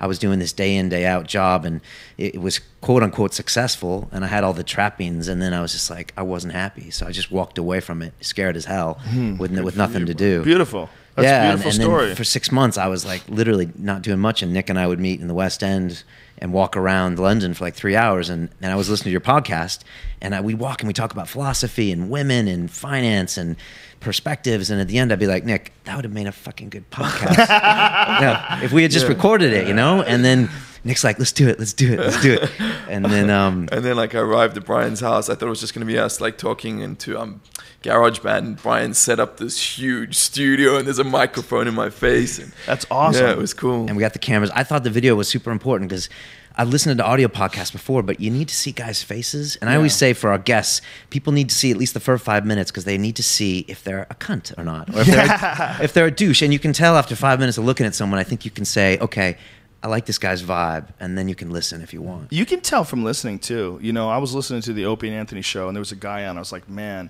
this guy sounds like a cunt to me. Like they're being nice to the guy, but I'm like, this guy sounds like a douchebag. So I asked a friend who knew him. He goes, oh, he's a piece of shit. I go, oh, thank you. I go, because I was like, this guy is playing these guys. I was like, there's something about this guy that is so disingenuous. And as soon as I asked my friend who knew him, I was like, oh, he's a piece of shit. I fucking hate that guy. I was like, thank you. Just by listening. Yeah, just by listening, man. But I agree with you about the video, but the reality is the majority of our listeners are audio only. Yeah. More than 70%, I think. More than that. Is it really? Like 90%. Yeah, we have a big, crazy. But I say I was more like 60%, I'd say. Well, between Stitcher, which is, are you guys on Stitcher? We're on Stitcher. Yeah, Love that's nice, Stitcher. isn't it? It's Really cool. like that, yeah. It's a cool service. Don't tell Bill Burr. Stitcher is one great way that we're distributed through smartphones. But now there's the iPhone app on the new iPhones. They have a podcast app, and we have our own podcast app. You can find the Joe Rogan Experience podcast app. It's free. But the audio version is where people like listen to it on the train or in their car or at the gym or whatever. I think that's much more prevalent. Very few assholes are sitting in front of their computer watching. I usually watch the first few minutes just to take a look at the guests, and then I switch to audio. Mm-hmm. We got gifts, by the way. Might as well drop these things on you guys. You have gifts for us? Yeah, man. How dare you? I know, huh? Hopefully you brought batteries. That's for you. Oh, man. And that's for you, Redban. Oh, no way. Brian, did you say that with a gay accent, you son of a bitch? Boom, that's some crazy-ass London Real. You have your own wrapping paper? No, it's actually some posters. I didn't have any wrapping paper at home. We got to get on it, son. We got to get wrapping paper. But it looks kind of cool, right? Death Squad wrapping paper for Christmas? Come on, dude. Yeah, you got to put that up for the camera. Come on, That's Death cool, Squad right? wrapping paper? I'm telling you. Idea. This guy, whoever you were that came with the higher primate tattoo, this guy had the dopest fucking, one of my t-shirt designs on his shoulder, the Shiva one, he had it done on his shoulder by this wicked tattoo artist. Whoever you were, you fucking son of a bitch. That was a badass tattoo. Dude, you've got pride gloves for me. Dude, those were some originals. Were they used? No, those, I went to Pride, I think it was in 05 in Japan, and then they've never been used, so. And then Redban's got the classic English shirt. I think Pride gloves are actually better than the gloves that the UFC uses in one way, is that the padding goes more over the end of the fingers, and it kind of keeps you curled. I feel like there were less eye pokes in Pride. Do you feel that? Man, I can't remember. I don't remember a single eye poke in Pride. Pride was awesome. Yeah, man. it was fun. Fuck, it was awesome. I still love it. Cool. It was such a crazy time. Those fights were nuts, man. Like, there's no other organization that would have put on Minotauro versus Bob Sapp. That was a great fight. That was craziness, man. Yeah. I mean, it was like they were almost superheroes in that If you don't ring. know what we're talking about, Minotauro is this guy who's like the original jiu-jitsu heavyweight. Like the original guy, the first guy really to come along and start submitting high-end guys from his back. Nobody did that before Minotauro. And he fought this guy named Bob Sapp, who was literally 370 pounds of all muscle. He was fucking ridiculous. And it was a crazy fight where Bob Sapp pile-drived Minotauro at one point in time. Minotauro was more than 100 pounds lighter than him. More than 100. I think he was probably 150 pounds lighter than him. It was craziness. And he slapped the armbar on him in the end. Slapped an armbar at the end and caught him in an armbar. Spoiler alert. Sorry. And Bob Sapp probably couldn't extend his arm more than that. So. Oh, it was ridiculous. Bob Sapp was so big, he didn't look real. He made so much money in Japan endorsing products and stuff. He made millions of it. Yeah, but then the market kind of fell apart. From what I understand, we're going to get Ensign Inoue on the podcast next time Ensign's in America. Love him. Yeah, he's great. He went into Fukushima and delivered aid and stuff. That was one intense dude. Dude, that guy is the real deal. And he, he was there during the whole like the height of Pride, and he was also there when it dropped off. So he'd probably be the one that could tell you what the fuck really happened. When he comes on the podcast, maybe we'll get it from him. And James Thompson, he was involved in Pride British, too. right? Yeah, British, the Colossus. right? Yeah, he's on my message board now, and he writes a lot of blogs. He's actually a very good writer. Okay. Really interesting cat, because he's this big, scary-looking motherfucker, but he's actually a really well thought out, well-spoken guy. Real fascinating he's a London Real character. fan. He sent us a message the other That day. was him. Actually. That was him, yeah? right? Yeah, He sent me a message to my Facebook, and I was like, "Can't be the same James Thompson." Yeah, he's a great guy, That's man. cool. Sorry, Yeah, James. Sorry, James. I'm going to get back to you. like I said, he's on my message board all the time. He's a great guy. A lot of MMA guys are cool dudes. Yeah. I think it's along the same lines that we talked about with jiu-jitsu. The only difference with MMA, of course, is that you have to consider. Thank you very much for these gloves, by the way. You're It's welcome, awesome. man. You have to consider with MMA the potential for long-term damage to your mind. You just have to consider that. And so these guys always have that sort of hanging over their head. And I think that's one of the reasons why you really can't enjoy it like you can enjoy jiu-jitsu. Like jiu-jitsu, even when you tap somebody, you don't feel bad because you get tapped too. Everybody taps. It's just part of the whole game. It's like he needs to learn that you can't put your arm there if the guy's got your back and he's got the he needs to learn what he did wrong in that position because it's not like if you got Hodger in that position you could have tapped him or you know what I mean. Yeah. It's like it's a lesson for everybody. So you don't even feel bad about delivering the lesson. Because if you're trying to get good at jiu-jitsu, ultimately you should welcome getting tapped because it exposes your true weaknesses. Otherwise, you're really not going to know. And the only way to get better is to see those weaknesses, shore up those holes, and move forward. So someone who taps you is actually helping you. And that aspect doesn't exist in kickboxing. Kickboxing, man, you only have a certain rat-a-tat-tat that you could take to your head. You only have a certain number, man. And when you deliver, especially when you deliver on a sparring partner, there's part of you that knows that you just did some damage. When you uncork a right hand on someone, you see their eyes roll back and their knees buckle, you just fucked that guy's consciousness up for a blip. Are guys training smarter these days? I know Mac Denzik was here talking about that. Do you think a lot of fighters have had that new philosophy of I'm going to train smarter, not harder? I think some of them have, certainly. But some of them don't have access to the most technical trainers. There's some trainers, like there's the Matt Humes of the world, who if you watch their fighters, their fighters are so obviously well-trained, very obviously technical. Winklejohn's fighters are also very similar. Like they're super obviously technically trained. Like you watch Cowboy Cerrone move, you watch what John Jones is learning. These guys are learning very good technique. And the only way to truly do that is to be taught by someone who is at the front of the game, someone who really knows what the fuck is up, someone who has a super technical stand-up game and knows how to move a fighter through progression, challenge them and test them, but not have them get mauled, not have them get beat up, and figure out a way to balance all that out. Because it takes one bad punch and you'll never be the same fighter again. Yeah, I've seen guys that, especially kicks, I've seen guys that got kicked in the head and were never the same, and that is 100% real. Especially like there's certain kicks, like wheel kicks and things along those lines where there's an insane amount of power. Like that's if when you the look heel at lands on your head, right? Edson Barbosa versus Terry Edom fight, where Edson Barbosa knocked Terry Edom out with a wheel kick in Brazil. I mean, it was fucking nasty. I mean, the heel connected right to the jaw. The consciousness was gone instantly. He fell down like he was dead. Those kind of knockouts, man. How many of those you got in your life? I mean, do you have 5? Do you have a number like 5, and after that you'll never be the same person? Is it 1? Is it 2? Is it 3? We really don't know because it varies per person. Do you see these guys fade sometimes? I mean, you're in there week in and week out commentating on these UFCs. Do you ever see that, that Terry Edom guy, and you're like, wait a second, he's not moving the same way he used to?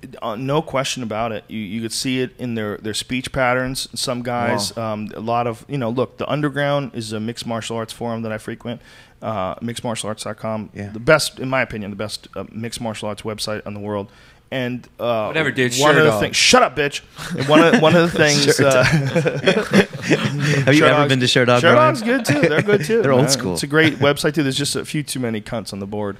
They're just a little better at squashing cuntiness. Although I shouldn't say that because I hear Sherdog's gotten a lot better about it. Anyway, my point is, like, they're ruthless because they're hiding behind anonymous screen names, but sometimes they're accurate. And every now and then they'll put up a video and say, does so-and-so seem to have brain damage? And then you listen to him and you're like, wow, that guy is struggling. Like, there's certain, like, there was a video with Paul Williams recently where he was, Paul Williams, the boxer, who got knocked out by Sergio Martinez with a vicious one-punch knockout. And then he was in a motorcycle accident, which left him paralyzed. And they interviewed him in the motorcycle. And I was listening to his labored speech, and I was like, ooh, that doesn't sound good. That's horrible, man. Yeah, I met, well, I didn't meet him, but I was right behind Terry Norris, rather, when he was talking to a fan once. And I was a huge Terry Norris fan when I was a kid. He was like one of my favorite boxers. And Terry Norris was standing there talking to this dude, and I couldn't believe it was real. I thought he was hammered drunk or something. I thought this cannot be real. This cannot be how this guy talks now. And so I like inched over close and listened to their conversation, and oh my God, it was so sad. It was the saddest fucking thing to me, because being a big fan of this guy and watching his fights so many times, he was, this really wild dude, and he got knocked out a few times, and he was one of those guys that was either he would kill or be killed, and he got knocked out by some badass dudes, like Julian Jackson knocked him out, like fucking scary knockouts. And to see him when he was younger than me at the time, and to see him slurring his words like that scared the fucking shit out of me, man. Just scared the shit out of me. You've seen Meldrick Taylor lately? Have you seen that? Horrific. Meldrick Taylor was one of the best boxers, to ever come out of the Olympics in his early professional days. He was a fucking wizard. He was so fast, and he had one really, really brutal fight with Julio Cesar Chavez. Never the same again. And then Terry Norris knocked him out. A few guys knocked him out, but he's still fighting. And they had an interview with him recently on HBO where they showed him when he was younger talking, and then they showed him today, and it's horrendous. That is a real reality of combat sports. Do you think the UFC is safe enough now, or do you think in 10 years we're going to start seeing blowback? And is there any other way around that? I mean, humans want to see combat sports, right? Well, look, here's what's safe. You got to get out before you have irreparable damage. That's what's safe. Guys have done it. There's guys who have retired and they're fine and healthy. Look, Marvin Hagler is apparently in great health. And, he was a great boxer, but he never got knocked out. He never got fucked up. And Hagler knew after the Sugar Ray Leonard fight, all right, I'm done. This is it. And never came back. Rocky Marciano did the same thing. Got out before he got really fucked up and was fine in his later years before he died in a plane crash. But you can figure out when, but you have to be really smart. And that's hard to do. And it's also, you have to have something that excites you like fighting does. Because these guys, it's not like you can fight and then all of a sudden you can't fight anymore. It's you can fight and you fight just a little less good than you used to. And it fucks with your head. And you're like, you know what, man, I just need to change my training up. I need to incorporate some fucking swimming or something, and you'll try to do that. And then you get knocked out again. And you're like, wow, I was winning that first round until I got caught, and then like Jens Pulver is still going at it. Sure, still going at it. Because he's still good enough to stay in the game, but only just, right? Only just. And those knockouts, those all become ticket holes in your ticket, chunk, where your ticket gets punched over and over again. And how many you got? Who knows? I mean, Alistair has been stopped a bunch of times, but you look at him now, he's better than ever. Overeem. Yeah, Overeem's been stopped, but Peter Aerts has been stopped a gang of times. Still beat Semi Schilt 2 years ago in the K1 Grand Prix. So it's like, some guys, they can get stopped a bunch of times and still be okay, and other guys not. And it's luck of the draw, right, at the end of the day. No one can tell you. No one can tell. Some guys like Mark Hunt can take a fucking ferocious shot. And there's other guys who they can't take that much punishment. They're built differently. They for whatever it's worth. Who knows what it is? Some person has a glass jaw. The other guy's got an iron jaw. How much of it is psychological? How much of it is physical? It's hard to tell. It's a combination of both, I'm sure. But it's not a safe sport. It's as safe as we can make it, but the fighters all realize that there's a certain amount of risk involved. You're going to get injured. You're going to get broken bones. You're going to get torn ligaments. You're going to get concussions. You're going to have that in mixed martial arts. There's no way around that. So in that sense, it's as safe as we can make it, but it's a dangerous sport. So they have to think about that, and they have to train with that in mind, and they have to understand when it's time to not do it anymore. Yeah, you know what really pisses me off is when like someone says, "Oh, the ref shouldn't have stopped the fight." It's like, man, always err on the side of caution when it's someone's brain in jeopardy. Yeah, you know what I mean? I think some guys, you got to let him try to get it. Like Frankie Edgar, perfect example. How do you stop that guy's fights early? When you see like that first round come back, was it Gray Maynard? 2 fights in a row. You see that and you go, how could you stop that guy's fight? You gotta look at the individual and his ability to bounce back from punishment. You gotta give him the opportunity to win. And Frankie's proven time and time again that he can do that. So in that sense, the referee has to be an expert in fighters' particular styles and their ability to endure punishment. It's not the best way to compete, but with a guy like Frankie Edgar, it's also one of his weapons. One of his weapons is that he's in incredible shape and that he recovers quickly.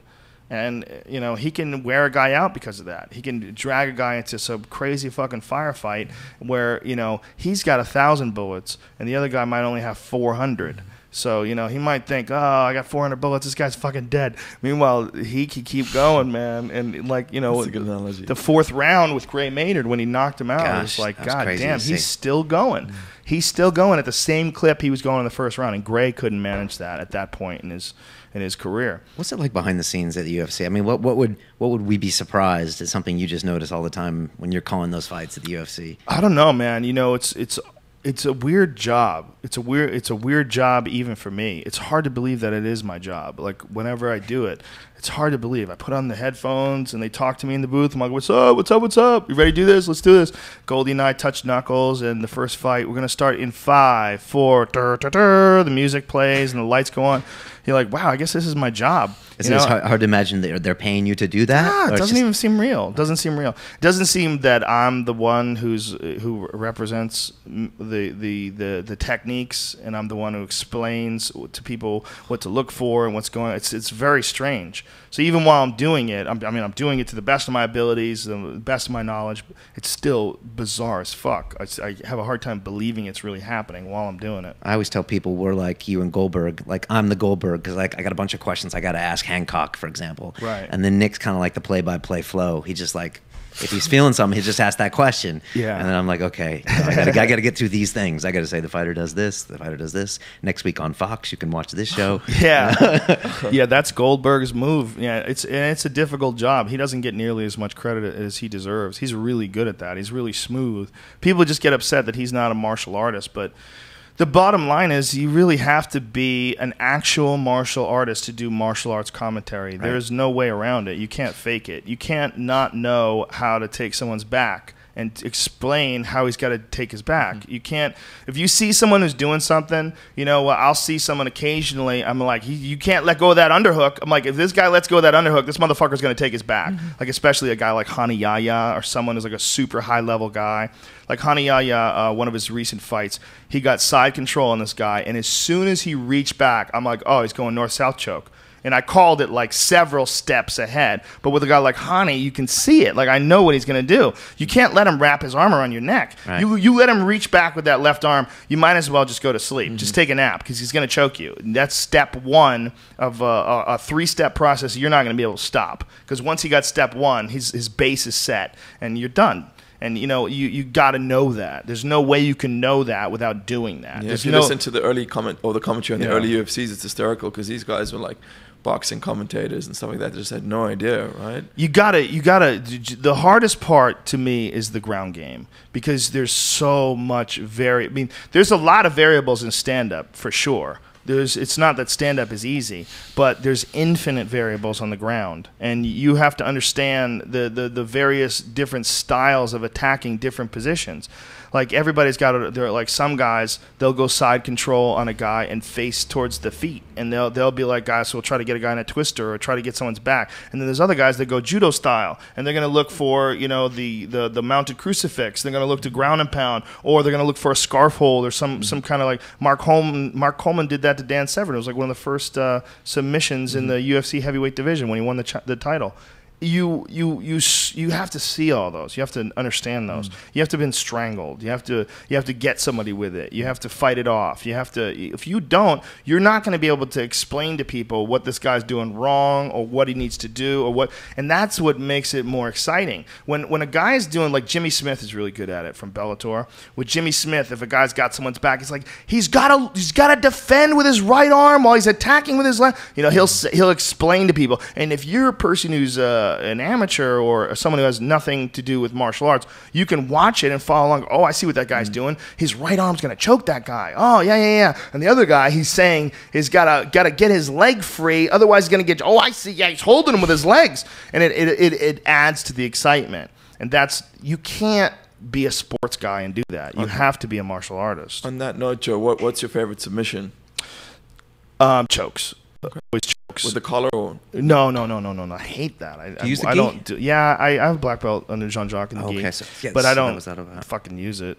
I use overhooks and underhooks. I believe that if your game is gi oriented, the good thing about the gi is defense. The good thing about the gi is you must be technical in your defense. You have to be technical in your attacks. You can't, because a guy gets a hold of your collar or a guy gets a hold of your sleeve. There's a lot of shit they could do to you. If you're slippery and with no gi, you could just muscle out of it. But you have to use technique and you have to do it the right way with a gi. So in that way, the gi is good. You're like a Das and Bravo. Yeah. Okay. But I think that, or rear nakeds and guillotines. But I think that the beautiful thing about a gi is if you're fighting a guy who's got a coat on.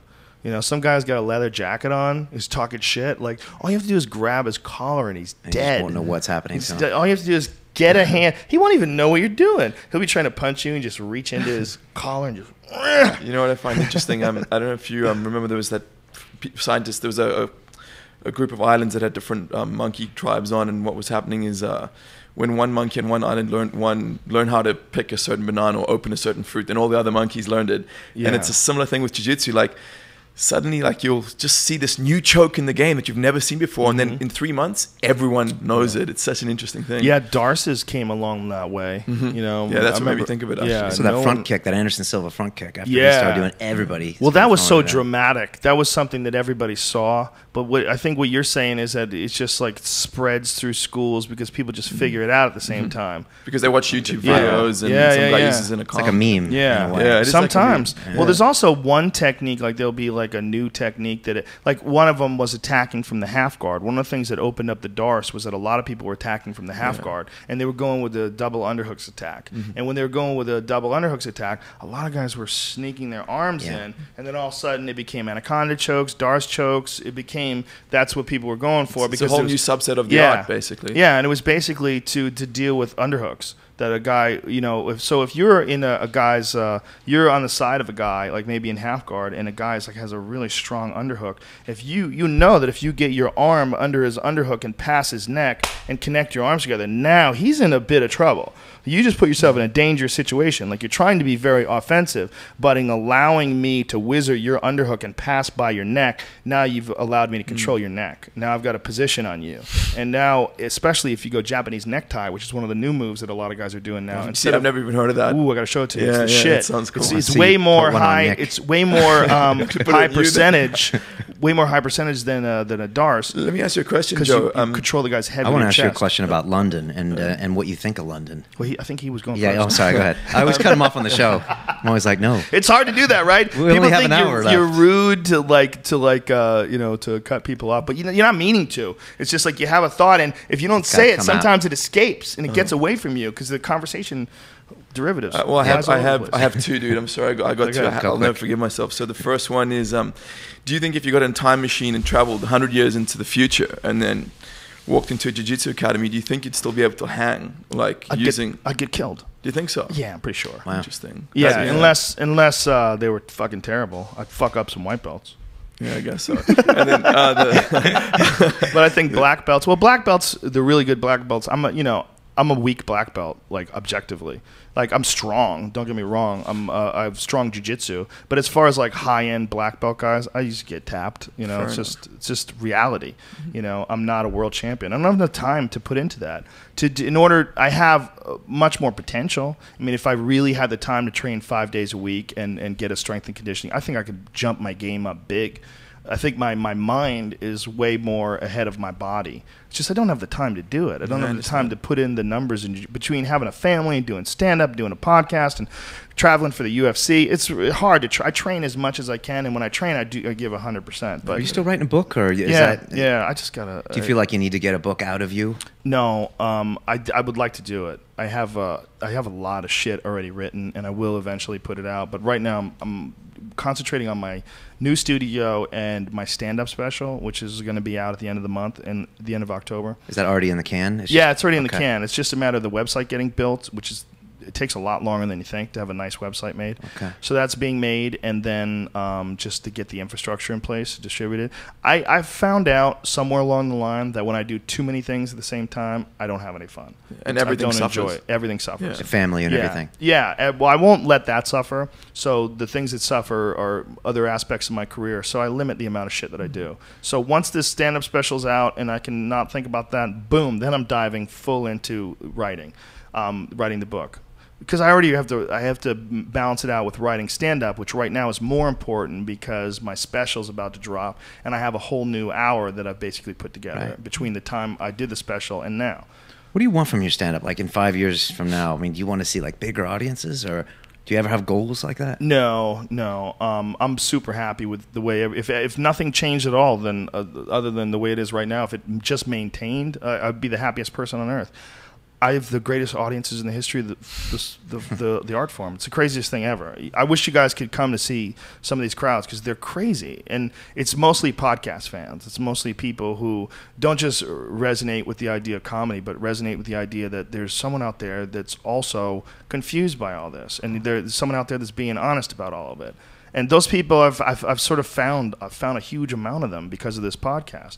And I don't desire anything more than that.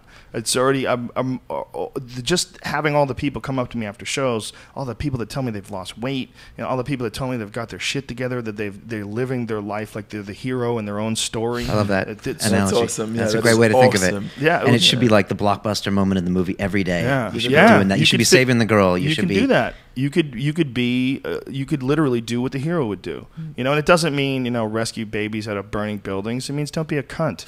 Right. Figure out a way to get your shit together. Don't be someone who's just slacking off and jerking off while behind you is a mountain of work to do. Get your stuff done. Do it. Be someone who you would admire. And that's something that I had to learn on my own slowly over a long period of time. But in reiterating that on the podcast, just like in teaching jiu-jitsu, it's become like very concrete in my head. Mm-hmm. I have another very deep and meaningful question I want your input on. In fact, me and my jiu-jitsu buddies debate about this all the time. And some of them want your input, which is what do you think would win in a fight out of a silverback gorilla and a Bengal tiger? Tiger would kill that gorilla. Come on, man. Gorilla wouldn't even have a chance. Claws. See, I say gorilla, man. A gorilla can rip a car tire in half with its bare hands. Good luck with that shit. With that tiger's got your back and it's choking your neck out with a giant jaw. I refuse to debate this. I don't think the tiger would fuck with the gorilla because it's not going to be easy. I think it's going to be a struggle. That's why gorillas nest on the ground. Gorillas don't give a fuck. They're 500 pounds and they're 5'4". They have no natural predators. Yeah, they're so strong. I mean, we can't even wrap our heads around how strong they are because chimps are strong as fuck, and gorillas would rape a chimp with their little 1-inch dick. Gorillas have tiny dicks. Didn't know that because they're so dominant. They don't have any pressure from other males, and the female gorillas are so in line with how everything's supposed to be. They're not sluts at all. Female chimps are whores. They will fuck anybody who comes around, and male chimps know this, so male chimps have giant testicles. And the reason why they have giant testicles is they always got to be ready to go with a big fat load for one of these dirty bitches. Dude, I'm so glad we came on the show. That's a part of the chimp world. And all animals that live in promiscuous societies, they all have large testicles, including human beings. There's a direct correlation between the size of a man's testicles and the promiscuity whether or of the not, women. the promiscuity of the women in your environment. When are you going to Africa on safari? I know you always said you're scared of Africa. There's no real safari, dude. You go to Botswana. But you know where you go, dude? Shit. You go to these wildlife sort of containment areas where everybody can go actually out gets there. in that's a good way to die. South Africa, you can go to proper safaris. In Botswana, you can go. Yeah, you can also get eaten by a lion. There was a whole fucking story recently about these 2 female lions that broke into a house and pulled a guy out of the shower. He was showering. He was naked showering, and he got killed by 2 female females lions. do all the hunting. Yeah, the males just sit around. Could you wrap your head around it? So you're not going to Africa? Bar of soap, la-di-da, di-da-di-da. And you hear something, you open the fucking curtain, there's 2 lions in the bathroom with you. 2 female lions, and they just put the beating on you, son. Rip you to shreds, drag you out. Okay, what's a better way to go? Africa, basically, what I'm trying to say is that Africa can suck my dick, okay? I'm not going to where all the scary animals live. Better than 2 bears. So, Joe, if you have to choose a way to die, like, would you rather be in the water with a great white or on land with a lion? Enough of these questions. No, you're not going to what-if me into a fucking heart attack. I'm fucking scared of all of them, man. I'm scared of tigers. I'm scared of sharks. I'm scared of everything, dude. So, I'm scared of all that shit. Joe, by the way, that Ancient Alien documentary amazing thing that you tweeted, did you watch the whole thing? Yes, I watched all 3 hours. Great. Yeah, I should give that guy props.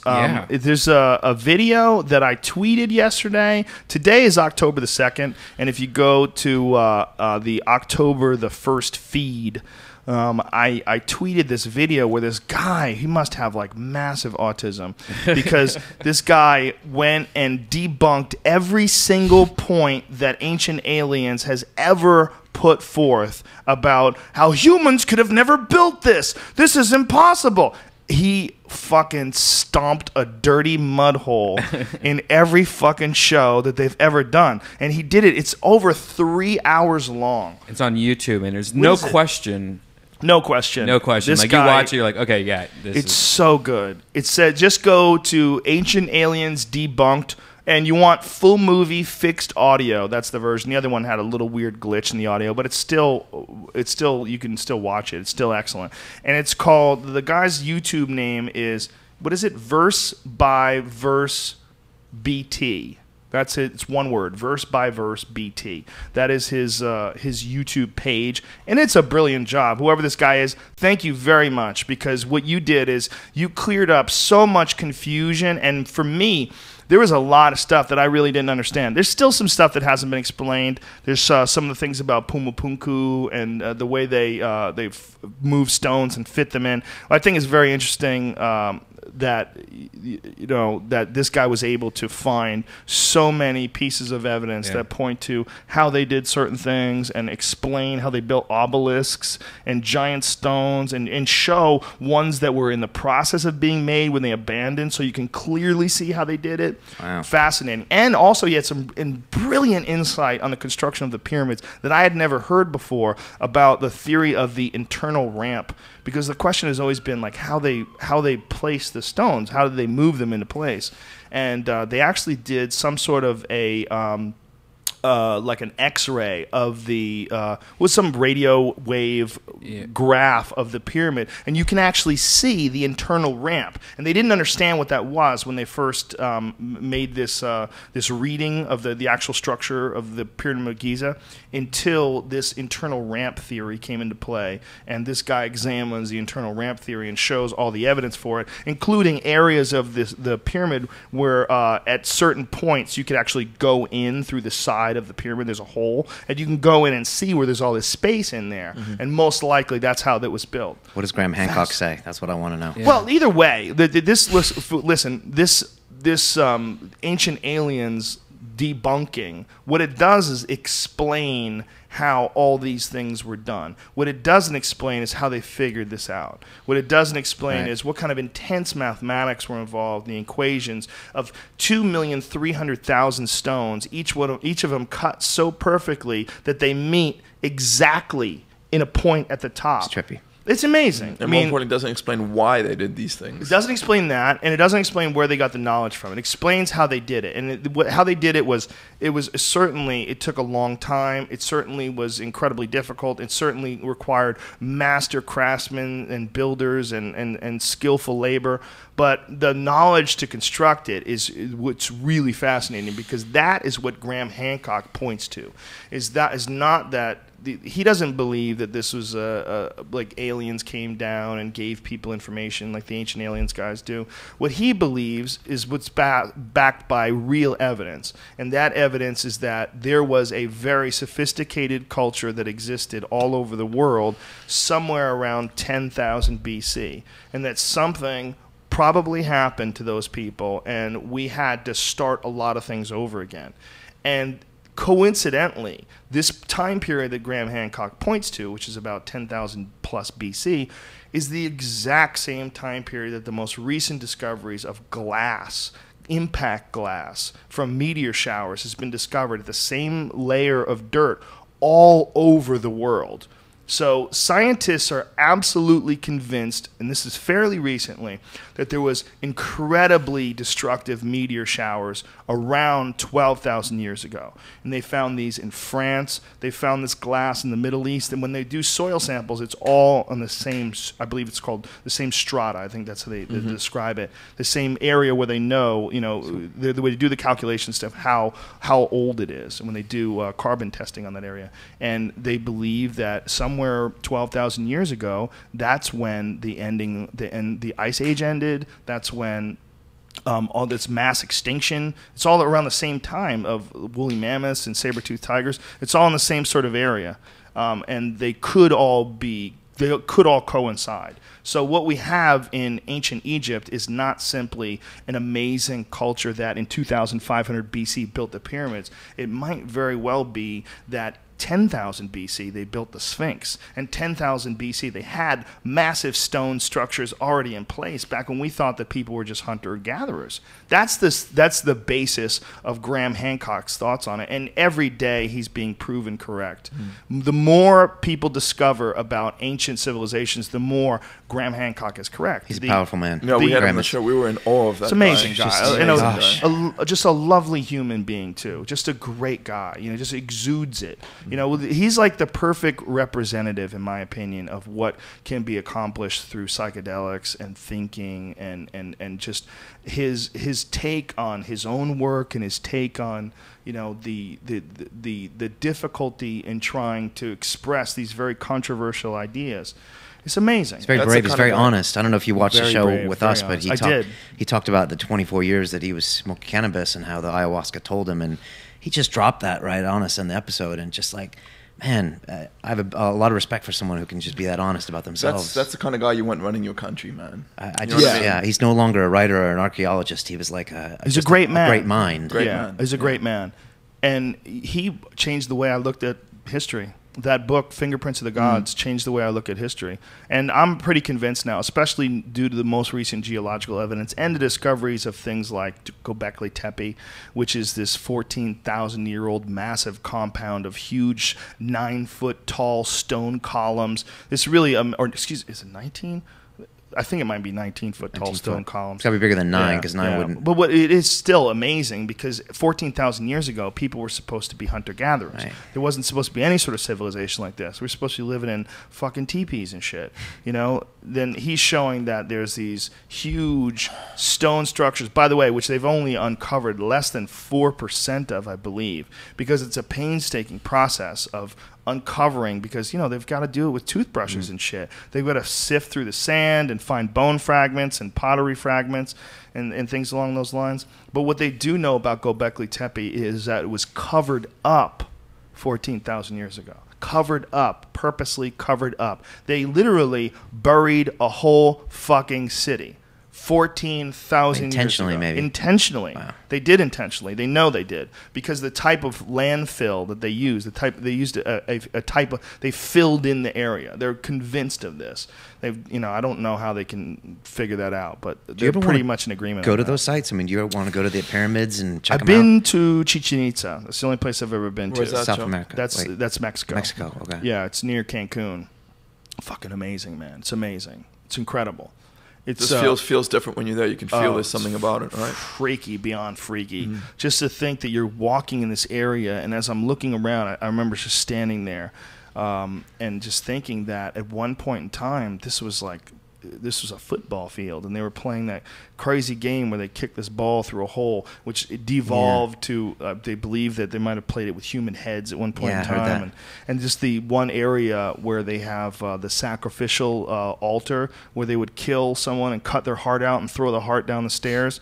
I mean, they had it. You could go there. You could touch that altar. You could walk up this stone staircase. Does it feel really negative when you're like? It feels weird. Yeah. It's like these guys went dark. Hancock's new book is about, his new fictional piece is about that whole period. And region, oh my gosh, he's talked about it on the show, and we were like, It talks about 80,000 people being slaughtered in 4 days for ceremonial purposes, and I was just like, oh God! Just listening to tell the story was terrifying. It was actually really people they slaughtered in 4 days, and he said just the rivers of blood and the human sacrifice. I guess they would fatten people up in pens for days and weeks on end in order to sacrifice for like a brand new monument, and just the concept of you being there fattened up with your family when you know you're just going to be used to have your heart pulled out of your body and shown, and then human beings are capable of some fucked up shit, dude. And the crazy thing is, it's like, how did they go from the people that were so incredibly sophisticated that they built these structures that were aligned to the cosmos?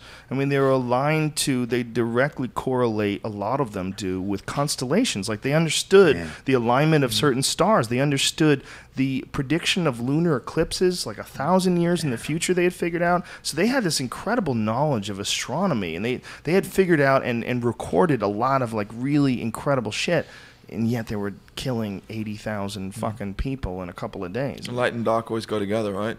Is that what it is? I mean, I feel like I've been talking about this lately on stage too, about the real problem with the nuclear bombs, that the guy who pressed the button didn't build it, doesn't understand it, didn't create it, didn't invent nuclear explosions, didn't figure out how to split the atom, didn't construct the whole piece. He doesn't. Didn't see what radiation all he has to do is come along and press his button. Well, it's almost Oppenheimer, who worked on the Manhattan Project in New Mexico, had big moral dilemmas about creating the atom bomb. Oh, yeah. I mean, and he later died from cancer. I think it was throat cancer from being radioactive when he was working on it. But he was really troubled his whole life. Yeah, well, do you remember what he said? He said when they tested the first nuclear bomb, the very first explosion, he quoted the Bhagavad Gita.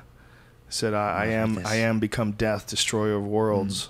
That's what he said, like, at the first, because he knew what he had done. He's like, oh, imagine? Shit. He's got to have some serious karma. He could have just slacked off for probably a few nights of work and not created it. Well, see, the people who can create it would not be the people who created it. The people who can create it would be the people who go, if you just understand how atoms work, if you got in there and split this and did this and that, you shouldn't do it. But if you did, what you could do is you could fucking have the incredible destructive power. Don't do it. But if you wanted to do it, that's what you would do. It's like the warrior or the general, the military man who would drop a fucking atomic bomb on a building and on a city is way too fucking stupid to ever figure out how to make that thing.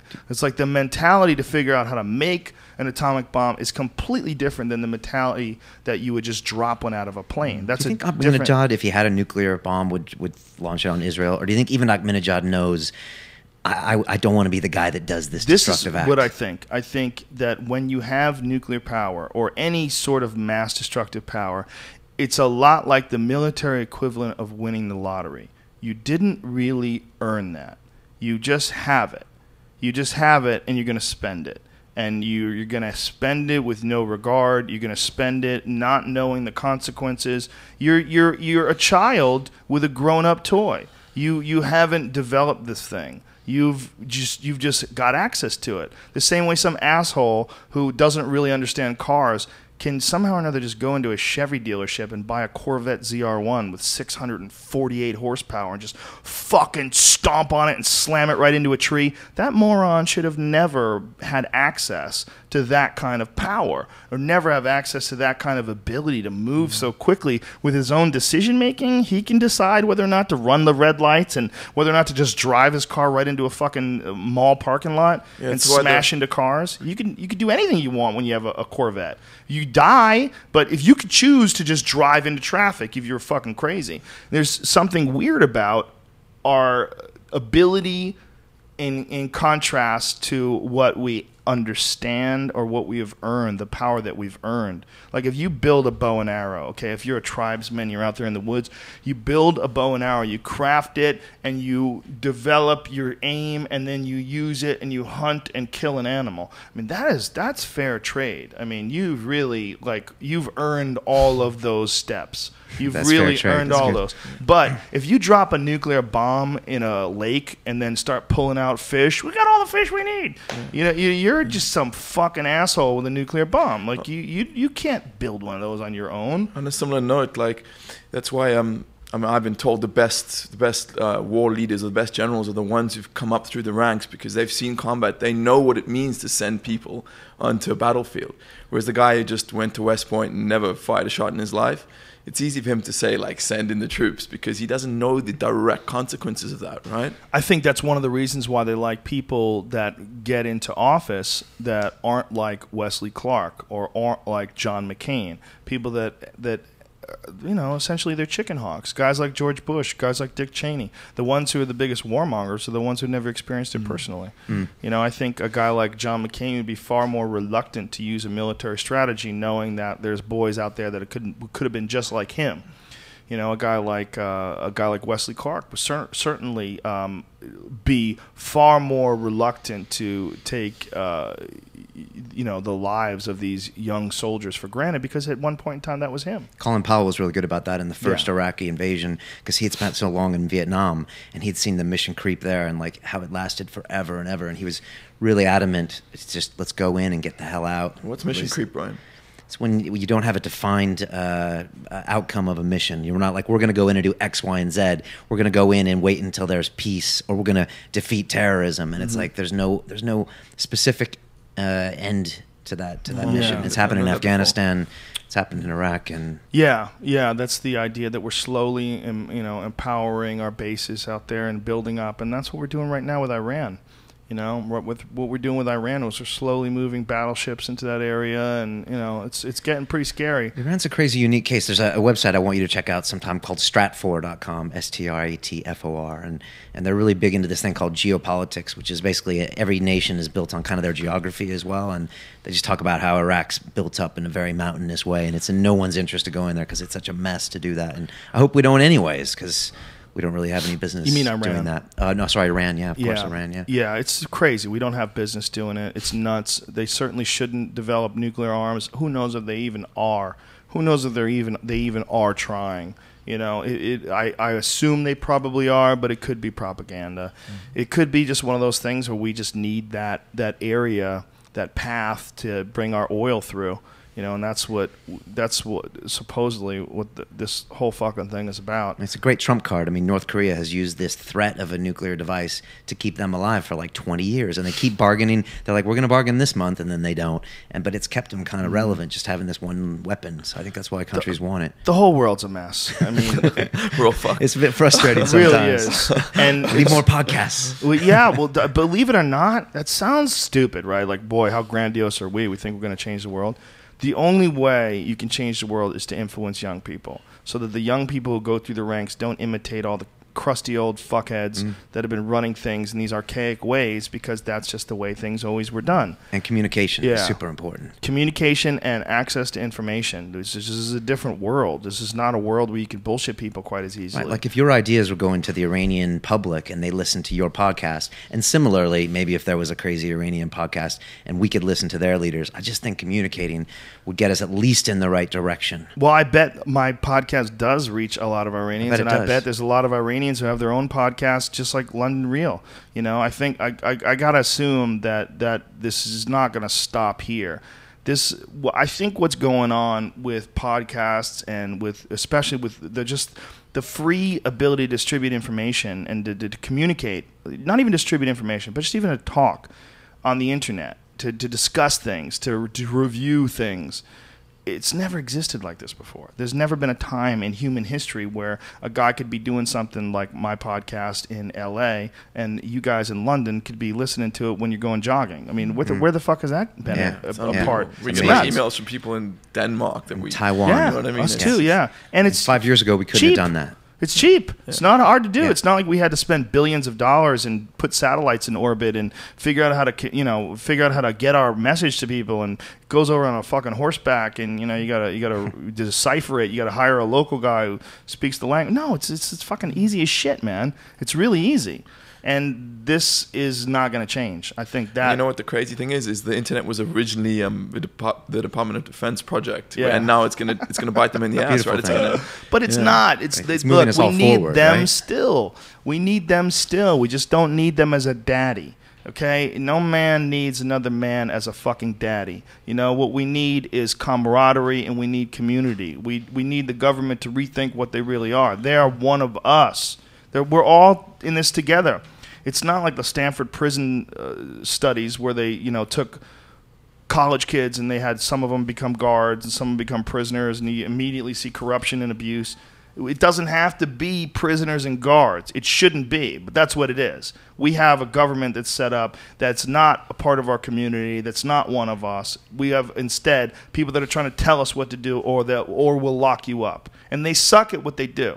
They suck. They're incompetent and they're shitty at their job, so they like to hide. They like to hide information. They like to make it really hard for you to get a hold of anything that shows that they suck at their job. And when you bust them sucking at their job and you distribute that information, you become an enemy of the state, like WikiLeaks. I mean, stop and think about what WikiLeaks has done. WikiLeaks, in releasing that collateral murder video, let people know how calloused war can make regular good Americans and turn soldiers into people that don't care that innocent people got gunned down in the street, and that make jokes and talk lightly about machine gunning vans filled with people, including children. I mean, this is fact. You watch that video, it makes you feel bad for the guys who are shooting. It makes you feel bad for the people on the ground. The whole thing makes you feel bad because the whole thing is just off.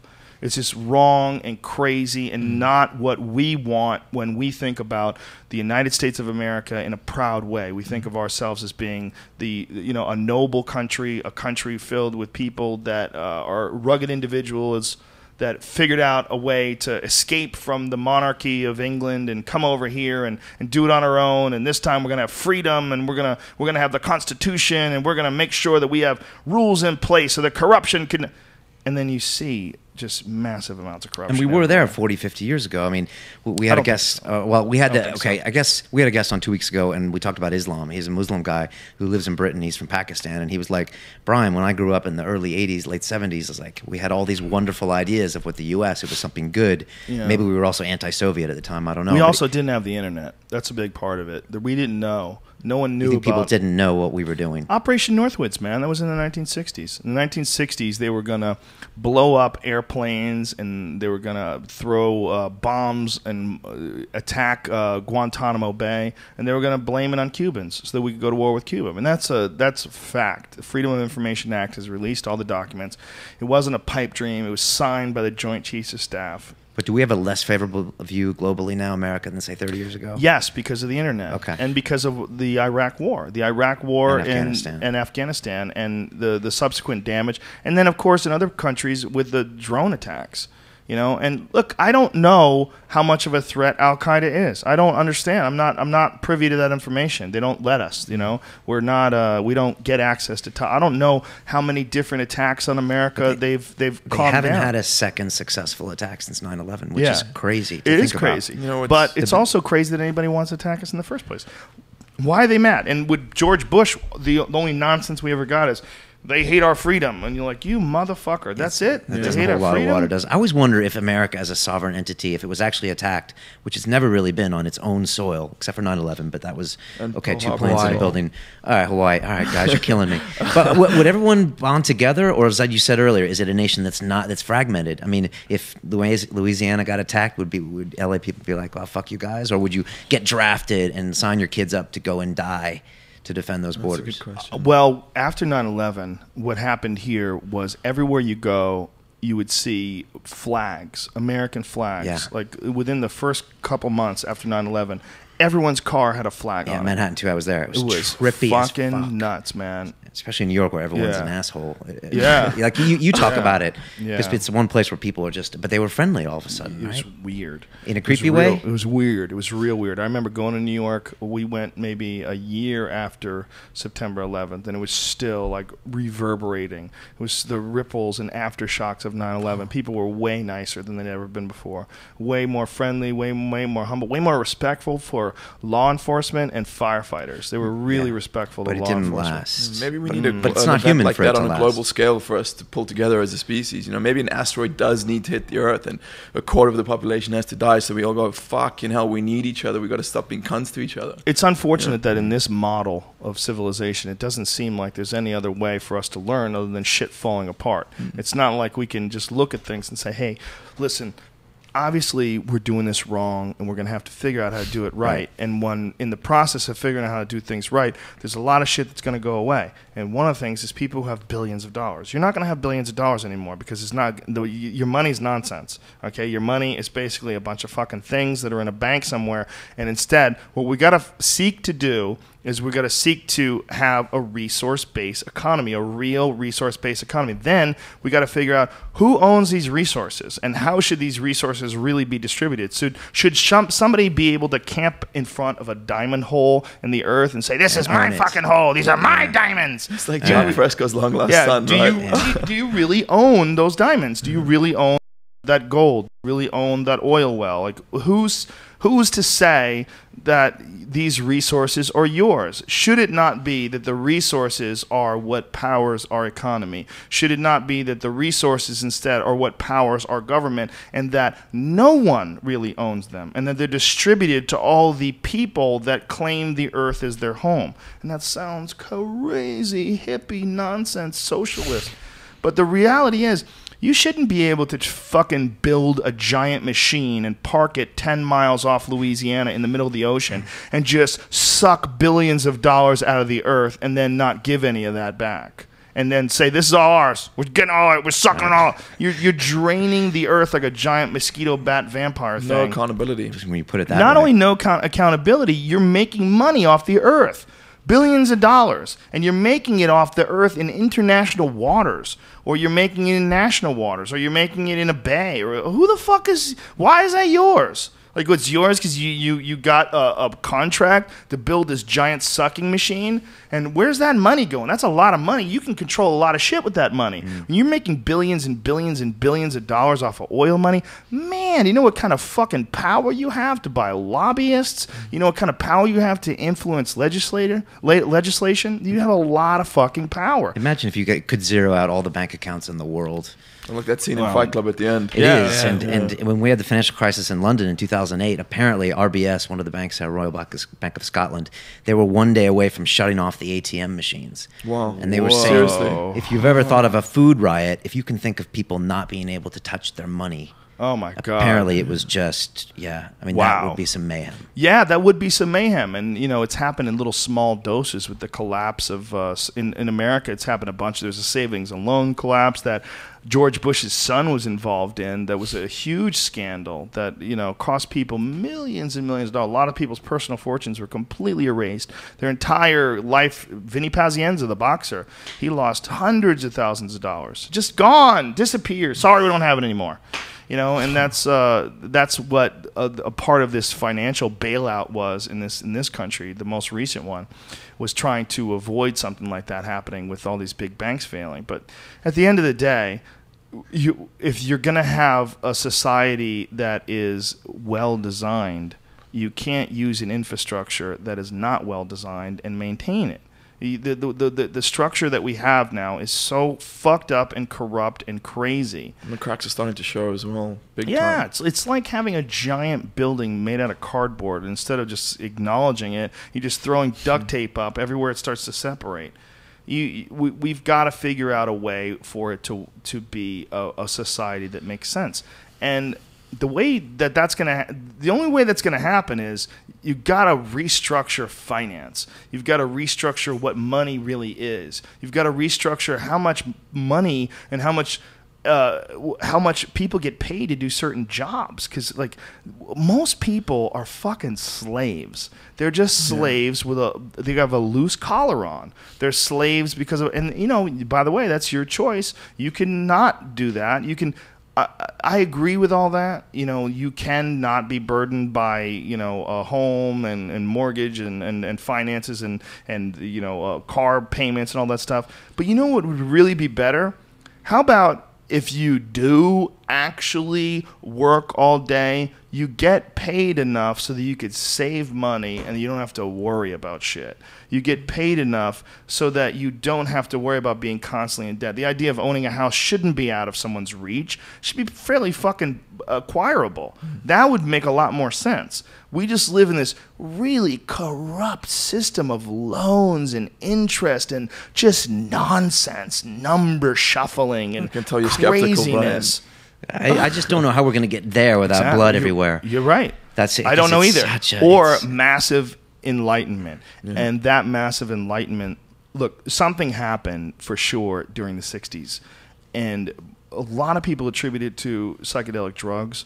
The music changed, the culture changed, the society changed. Listen to the Doors recently. Yeah. Like, that's a big leap from Buddy Holly, man. It's a big leap. Something happened. And that was a media form back then. I was telling Nick the other day, how do you spread a message without the internet? You do it over music, and you listen to Morrison's lyrics, and you're like, oh, changed kids. It changed kids. That's one of the big things. I guess you're right. The closest thing to Joe back in the day in the 60s and 70s was, you know, that Black Sabbath song, War Pigs. Oh man, I mean, Redban, can you pull that up? But yeah, just a message through the music. But you're always talking about like, get the kids to change first. Is that your only hope? Everybody, man, everybody that I talk to that comes up to me and says, "Dude, this podcast has changed my life. You changed the way I look at things, changed the way I approach my life." I realize that this is not a permanent experience.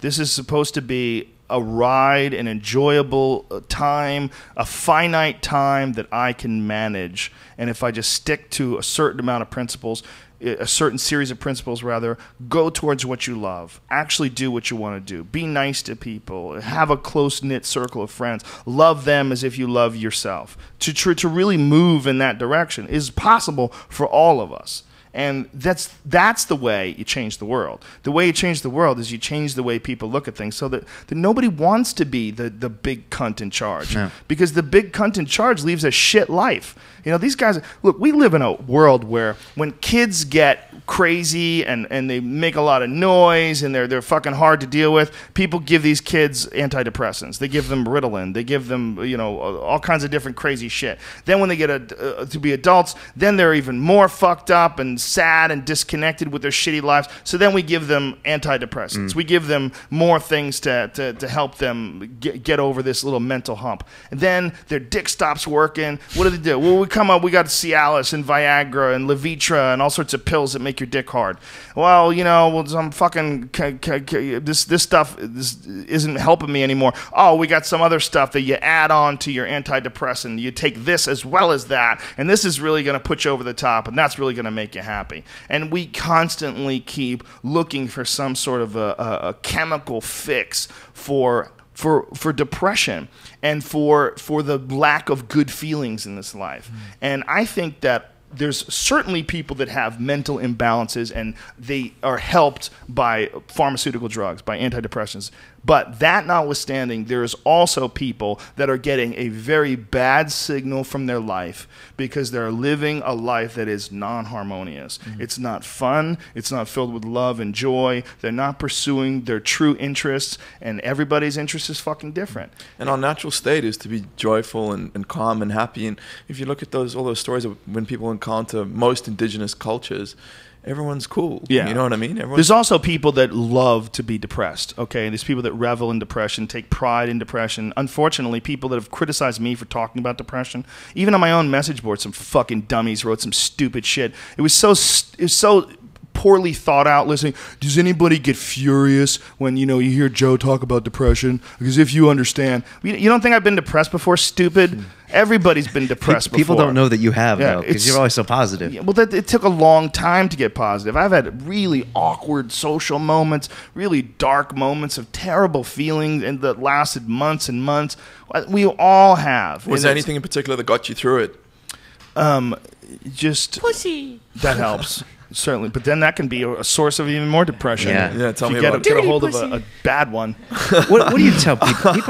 People are always asking you for answers. I know you don't want to be the guy. You're like, I'm not the guy trying to tell you. Well, I can tell you what I've learned. What do you tell people? You can never tell people what to do, but you can tell people what helped you. And you can tell people what has aided you and where you were going wrong and how you saw it and corrected it.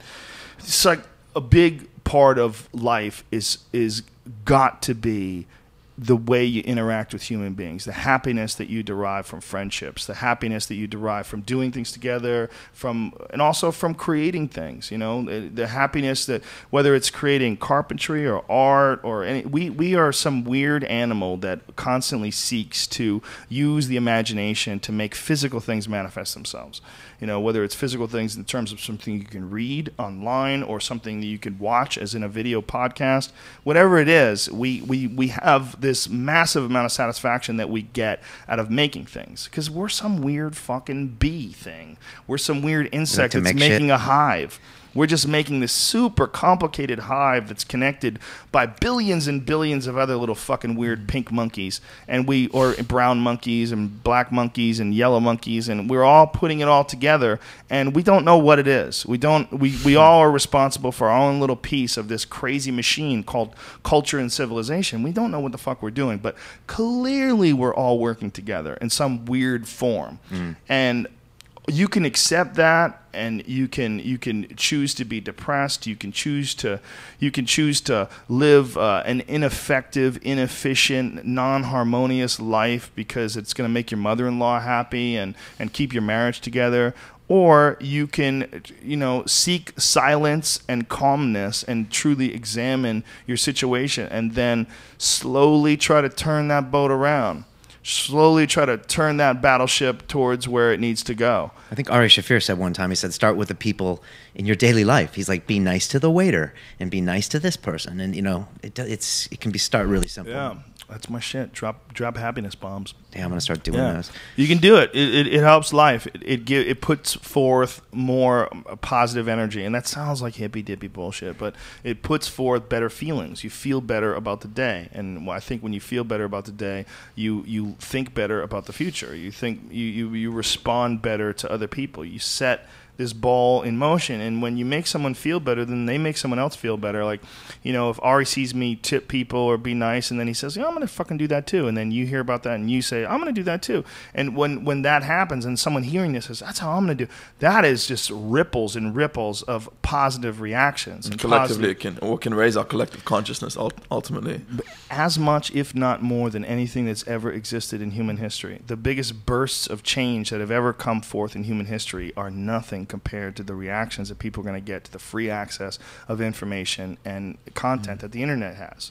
The impact of the 60s ain't shit compared to the impacts of the 2000s and the 2010s and 20s. It's going to be logarithmically expanding. The world's changing so quickly, it's kind of scary. We can't even wrap our heads around where it's going, and that's why the government is panicking. That's why they're building this giant NSA spy fucking cabin in Utah, one of the biggest, most expensive projects the government's ever undertaken. No money for Neil deGrasse Tyson's gigantic telescope to see the beginning of time, but they got plenty of money to build some huge building to store every fucking email you've ever written, to take everybody's laptop fucking camera and turn it on to watch you beating off and store it and put it in some fucking database somewhere. And you think that's a joke, but it's not. It's true. Your fucking cell phone is basically a giant GPS tracking device. That's all it is. It's scary, Before I forget, I just want to offer up London Real Studios for you guys. If you're ever in town, to use as your studios if you want. If you guys want to that would be dope. If we're ever in England for a UFC, that's when I usually come over. I mean, obviously, we'd love you guys on the show, but if you ever want to just use the studios, and I'm reckon you might be able to get the Queen on your show, or you guys got enough juice. Maybe you can get some crazy people that are in England or in Europe or something. Prince Harry or one of those dudes. Is Prince Harry? Is that a prince or is that one of the Hogwarts He's a guys? prince. He's a real one. He's a prince. I never know who's from. Dude, London's a trippy place, man. What is that show? What's the movie again? Harry Potter. Harry Potter. I never know if it's from Harry Potter or real. He's real. But Redban shirt, it says "Keep calm and carry on" on the front of his shirt, and that's that pretty much says a lot about Britain. I mean, Nick and I, we're actually foreigners, which is crazy, and we started a show called London Real. I mean, I'm American, he's South African, so. What brought you guys to England? I went for Bizzo 10 years ago for finance, and what'd you go for? Yeah, I wanted to train jiu-jitsu under someone high level, so I went to train with Roger, right? Nice. So you moved to England for Hodger Gracie. Is it Hodger or Roger? Some people call I asked him on the show, and he said either. Yeah. The jiu-jitsu guys, the Brazilians guy, they all say Hodger. Yeah, you know, Hadra is he's a scary guy, my friend. Yeah, he's got the perfect jiu-jitsu body too. Those long limbs, you know. Dude, he's a big, tall dude. I was surprised when he came over. I was like, I forgot how tall he was. Were you shocked when he got knocked out by King Mo? Yeah, I asked him about it on the show, but I was surprised. But then again, like you said, on any day, and King Mo's got some power. That's what's scary about wrestlers too. If a wrestler develops knockout power, the odds of you getting him down, it's kind of small. You know, it's going to be hard to get a wrestler down. Jiu-jitsu guys versus wrestlers are always a weird sort of a combination, because if the jiu-jitsu guy can't get the wrestler down and the wrestler guy is like a Chuck Liddell guy, it's bad for the jiu-jitsu guy. You know, but if the jiu-jitsu guy can get the wrestler guy down, a lot of times wrestlers have some bad habits. Off their back, but not as good. Yeah. It's interesting, but that King Mo fight shows you, like, a wrestler with some serious power like King Mo. That's a dangerous guy. It's a dangerous guy to fight if you're trying to take the fight to the ground. It's weird. I asked Roger why he's in London, because he's a Brazilian guy. You think it's the last place he'd want to go, right? The land of rain, and they say bad food. London has some good food, man. We just gotta you gotta know where to go. That was like an old Bill Hicks joke. You don't boil pizza. Like, had a whole bit about London's food being bad. I'm like, you're crazy. The Indian food there is sensational. We've had some great Chinese food there. What do you guys think when you go to London? What does it feel like? Weird? Or I love it. I love London. I love the people. I think I think there's so much competitive craziness in America, and there's so much just arrogance in the American attitude, which is, you know, one of the things that built the country. Sort of built, made it as fucking nutty as it is. But it also makes it just exhausting. I feel it a bit just landing here from London. It was like we're on Mars, and I walking around. I'm staying in Venice Beach, and there is like a little bit of an aggression levels a little high. Yeah. Well, it's not London's that everywhere. We were in North Carolina. We were in Asheville this past weekend, and Raleigh. We did Raleigh Friday and Asheville Saturday. And Asheville is a goddamn gem of a town. It's a small town. And everybody's walking on the streets, and, you know, we didn't even think about it. Like, where is this restaurant? Oh, 3 blocks up and to the right, and we're all just walking, and everybody else is walking. People walk everywhere, and I'm like, that's missing in LA. Yeah. It's completely missing. In LA, nobody walks anywhere. You need to have face-to-face contact, like the Tube in London, which is the underground. You see people face-to-face, you know, and you're constantly interacting with them, seeing these crazy women wearing burqas, or some lady from Somalia, and you're smelling them and seeing them. And people are just more polite there too. It's almost super polite. Matter of fact, you say sorry first. I mean, I've lived there 10 years now, and like the first thing you say is sorry. Yeah. It's really annoying when you're here. No, it's not. It's beautiful. It's just, you know, it's setting forth good intentions. My buddy has a theory that if you look at a place that's, I mean, America's such a huge landmass that it's not ever that densely populated if you compare it to like Tokyo or London, where we're on this tiny little island, you know. And what happens is in places like that where it's so densely populated, people are forced to be, or they're forced to learn to be able to live on top of each other and be nicer to each other, because there's nowhere out. There's nowhere to run. I would agree with you, except for New York. New York's filled with cunts, and they're stacked on top of each other. That city's too much. Hurling shit like chimpanzees. I lived there for a few years, and now it's too much for me. It's not. I hear what you're saying, but no. I think it has to do with why people came here in the first place. The first ripples of intention of the people that landed, they were crazy. They were people who were so bold, they got on a boat and sailed for months across the fucking ocean to someplace they hadn't even seen in a video, because video wasn't invented. Yeah, that's crazy. They were lokesters. Thank you very much. That's 10-minute warning. 10-minute warning. Oh, one thing about London I find is that there are years behind the technology curve. Like, I know in LA so many people have podcasts, and maybe in New York it's probably lagged a couple of years, but in London, I mean, we tell people about London Real, and it's like it's a podcast, and they'll be like, it's a what? There's just not a lot of people there yet. That's interesting, but I think that'll change. I mean, it's not like you don't have access to computers and an internet connection. Microphones, or you could always buy them. You know, you guys will lead the way. You'll be the ones. And it's new though. Start out and at first you show people, okay, we have a show for an hour, and then they try to watch it like Game of Thrones for an hour. It's like, well, it's not like that. Well, you know, we have a lot of people who do live shows here, and I don't like those. They do them in front of audiences. Yeah, when Marin does that in front of an audience, I just turn it off, because it always feels like it's different vibe. Are they trying to cater to the audience, and then they're not talking to me? They're faking trying to ham it up a little bit. And you are aware, no doubt, that 50,000 fucking whatever it is in the audience. You know, guys have done them with thousands of people. I know Corolla does like 1,000 seats. You know, it's crazy. It's not my thing, man. It's a weird vibe. It's not the right sort of a vibe, I think, for podcasts. It's a different thing. Some people are good. Norton's great at it. Norton is really good at doing it. He like turns it up you know. Do you think we should go live? 'Cause we don't have a live format, but it's effectively live because we don't edit it in 1 hour. But I was curious. I mean, you guys do everything. Yeah, live is good. You can do whatever the fuck you want, man. It doesn't matter. Try it out, see if you like know, it. I thought I would love it, but I hated it. You hate it. You still hate it. Yeah. No. He's not saying in front of an audience. He's saying live. Yeah, I mean, yeah, absolutely. Yeah. Well, it's pretty Easier. authentic. Like everything we've said in this has been live. It's already been who knows consumed. how many fucking people? How many people are listening to this, then, Brian? Oh no. Come on, you know. How do you know the numbers? How many people do watch your show? All together, we don't know. Millions? It's definitely millions. We're also on Sirius Radio right now. We have 2,300. Yeah, I mean, like, just our Ustream page has 11,454,000 views. Just our Ustream page, and way more. Like he said, there's only like 2,000 people watching at a time. The most, I think, earlier it was probably close to 3,000. The most we've ever had is like maybe 9,000 or 10,000 at once watching it. Yeah, but the real numbers are in audible downloads, audio downloads, MP3 downloads. Right. That's where it gets crazy. Can we drop our info if Fuck people want to come check us out? All right, we're the website's londonreal.tv. We're on Twitter at LondonRealTV, and you can always check our YouTube channel, which is London Real TV as a channel, or just type London Real into Google, man, you'll find us. And also, guys, I have a jiu-jitsu site called Jiu-Jitsu Brotherhood. That's all one word, and I discuss my philosophies. It's jiu-jitsubrotherhood.com. Just talk about my style of jiu-jitsu, and everything's free on there. You can go check it out as well if you have a chance. Beautiful. If anybody wants to start a podcast in any city around the world, if you got questions, you can email, message us, call us. We'll be happy to help. I'd love to see more of these things. You don't have to call it real. You can call it whatever the fuck you want. But and maybe in 1 year from today, you can be on Joe's show. Yeah, easily.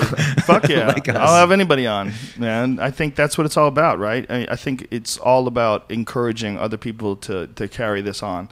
And you guys are doing it the perfect way. It's beautiful to watch. I enjoyed watching your show. I enjoyed listening to it, listening to your conversations with Graham Hancock and Simon and a bunch of other ones I've seen too.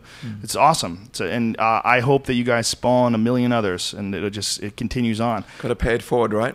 Yeah, I think that really is. It sounds so fucking corny and grandiose, but I think that really is the way to change the world. The way to change the world is to let people know how you've changed, and then that just it branches out, it ripples, it has this massive sort of snowball effect, and it just grows. And if there's any way that we can improve our world, it's improving the way the other people around us see it and approach it. You know, and this thing might be ridiculous. It might be just one frame in an infinite movie that goes on forever, and that's for a lot of people that get really sad about that and say, "Well, wow, that's so pointless. Like, what's the point?" But it's happening right now, and I'm enjoying the fuck out of it. If it is happening right now, if this is really one fucking step in an infinite number of steps, and it's just a life cycle that'll repeat itself again, and you're going to be a baby again in 50 years. Guess what? I'm having a great fucking time. It's fun as fuck to do this and stuff. If I can figure out a way to somehow or another transfer this energy into my next life, I'll have a great time in that life too. You know, I didn't always have a great time in this life, and I don't know what that's from. I don't know. I don't know if reincarnation's real. I don't know if this is a one-time shot and everything else is just your ego trying to protect itself from the inevitable doom of the spirit, which dies just like the body does. I don't know. We're all going to know one day, though, right? Maybe. I'm not sure of that either. Well, we're all going to die. So I don't even know if that's real. I'm not convinced. This whole thing might be a fucking dream within a dream within a dream. It might be a PlayStation 7 wrapped game, up right? in chocolate sauce and pumped into your veins through a pot cookie that Brian Redban handed you on your way out the door. No cookies, Nick. But I think what's made it fun for me is to have these kind of conversations. You know, it's really made life more enjoyable, and I know that you guys are positively influencing a lot of people, and I know this show is, and all of our friends are, and I think that's what's up. You know, I think that's something that we've all locked into. Most of us unexpectedly sort of stumbled into it, but that's also, I think that's the right way it's supposed to go down. You know, the universe has a plan for all this, and we're little strange monkeys. We follow the plan, and if you're resonating the right frequency, if you have the right intent, I think that plan turns out the way this one's turned out. I think it's good. It's helping everybody. It's awesome. London Real, bitches. Thanks, Joe, That's so what's much. up. Joe, thanks so much. Thanks, So man. they can find you guys on Twitter, London Real TV on Twitter. Do you have individual Twitter accounts? Nah, we just roll as a team. Well, we have small like ones. it. We're like husband and wife. We have now, small right? ones. I know, dude. We're like we bicker at each other. It's Just like wait crazy. until one of you man. actually gets married and starts having kids, and then you'll have some fucking problems. Oh, and that offer Then you goes can have out. the wife come in and They'll be do like, 3 podcasts. "Are you really gonna podcast with him again today?" God, you guys did one a couple of days ago. Do you get? How about this? you go back to one a week? No, I don't tolerate that, son. I keep the pimp hands strong in my household. Yeah, you don't. No, me Tarzan, you Jane. That's how I roll. For life, bitches. Hey, can I promote the Death Squad Oh show? shit, yeah. November 10th, me, Brendan Walsh, and Tony Hinchcliffe are coming to Columbus, Ohio at the Woodlands Tavern. It's on brownpapertickets.com to search for Death Squad, and we're going to have a couple more days. And there's a special surprise guest that I'm not allowed to say who's joining us. Oh shit, special surprise guest. And that is all. You can get that information also at deathsquad.tv. Brian will have that up. People keep asking me, when are you going to put together a website where you have all of the information of everybody that's, quote unquote, involved in the Death Squad? We're going to do that. It's just a matter of time. It's just a matter of, like I said, I have too much shit going on right now. Brian has too much shit going on right now. There is somebody else doing it for us. Vicky Pezza's got Death Squad News where it has all of our tour dates. So if you That's cool. Nice as well. Right here. See, look. Oh, yeah? Yeah, it has all of it, like Ari, Burt Kreischer, Brian Callen, Ari Shafir. There's me from Joe a Rogan. show that was like a month ago. Well, yeah, she hasn't updated in last week. It's free. Well, we gotta have someone. Look, we're gonna do this. It's all when the studio gets constructed and moving in place. Brian and I just had some conversations about it today, and the regular weekly shows at the Ice House. I talked to Bob today. We had a little meeting. He brought me in, and one of the things that Bob Fisher, the owner of the Ice House, wants to do is have a weekly show here. So I will be at the Ice House every week that I am in town. If I'm not in town, I won't have a show here, but most Wednesdays, consider it done. This Wednesday, so far, it's Joey Diaz, Duncan Trussell. Are you in? Probably, yeah. Probably Brian. I think Ian Edwards is coming too, and I think Ari Shafir. Ari Shafir's in. Boom. Ari Shafir just texted me. He said, "I'm in." Boom. That's how we roll. Look, it says boom. He really did say that. That's what kind of fucking psychic energy I'm putting forth, ladies and gentlemen. You see that?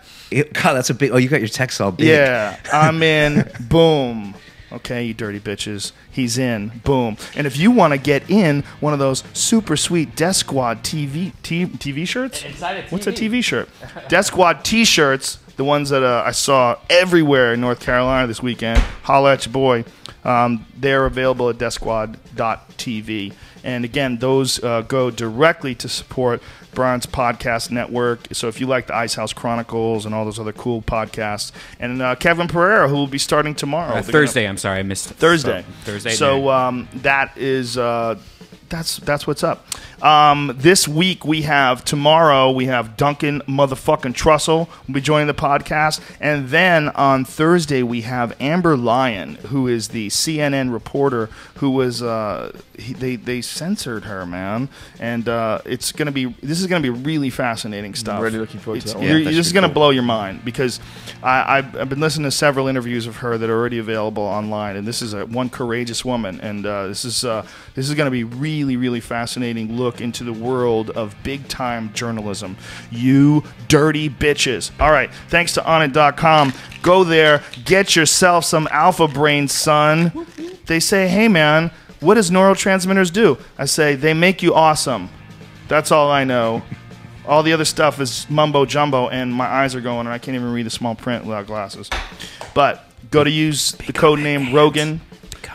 Yes, become an ant. Use the code name Rogan, and you will save 10% off any and all orders of supplements, including Hemp Force, the most delicious hemp protein available, known to man, motherfucker. It's got maca in it, which is good for your penis, and it's also got raw cocoa in it, which is an excellent antioxidant. So that's the schedule for this week. New podcast studio is in construction right now. We go live with the internet this Friday. So within a week, we'll start doing some shows from there. But we will never abandon the Ice House, ladies and gentlemen. This is our home. We love you. You love us. We are one. All of us together in this crazy, fucked up soup of humanity that might just be a dream. See you tomorrow, freaks. Peace.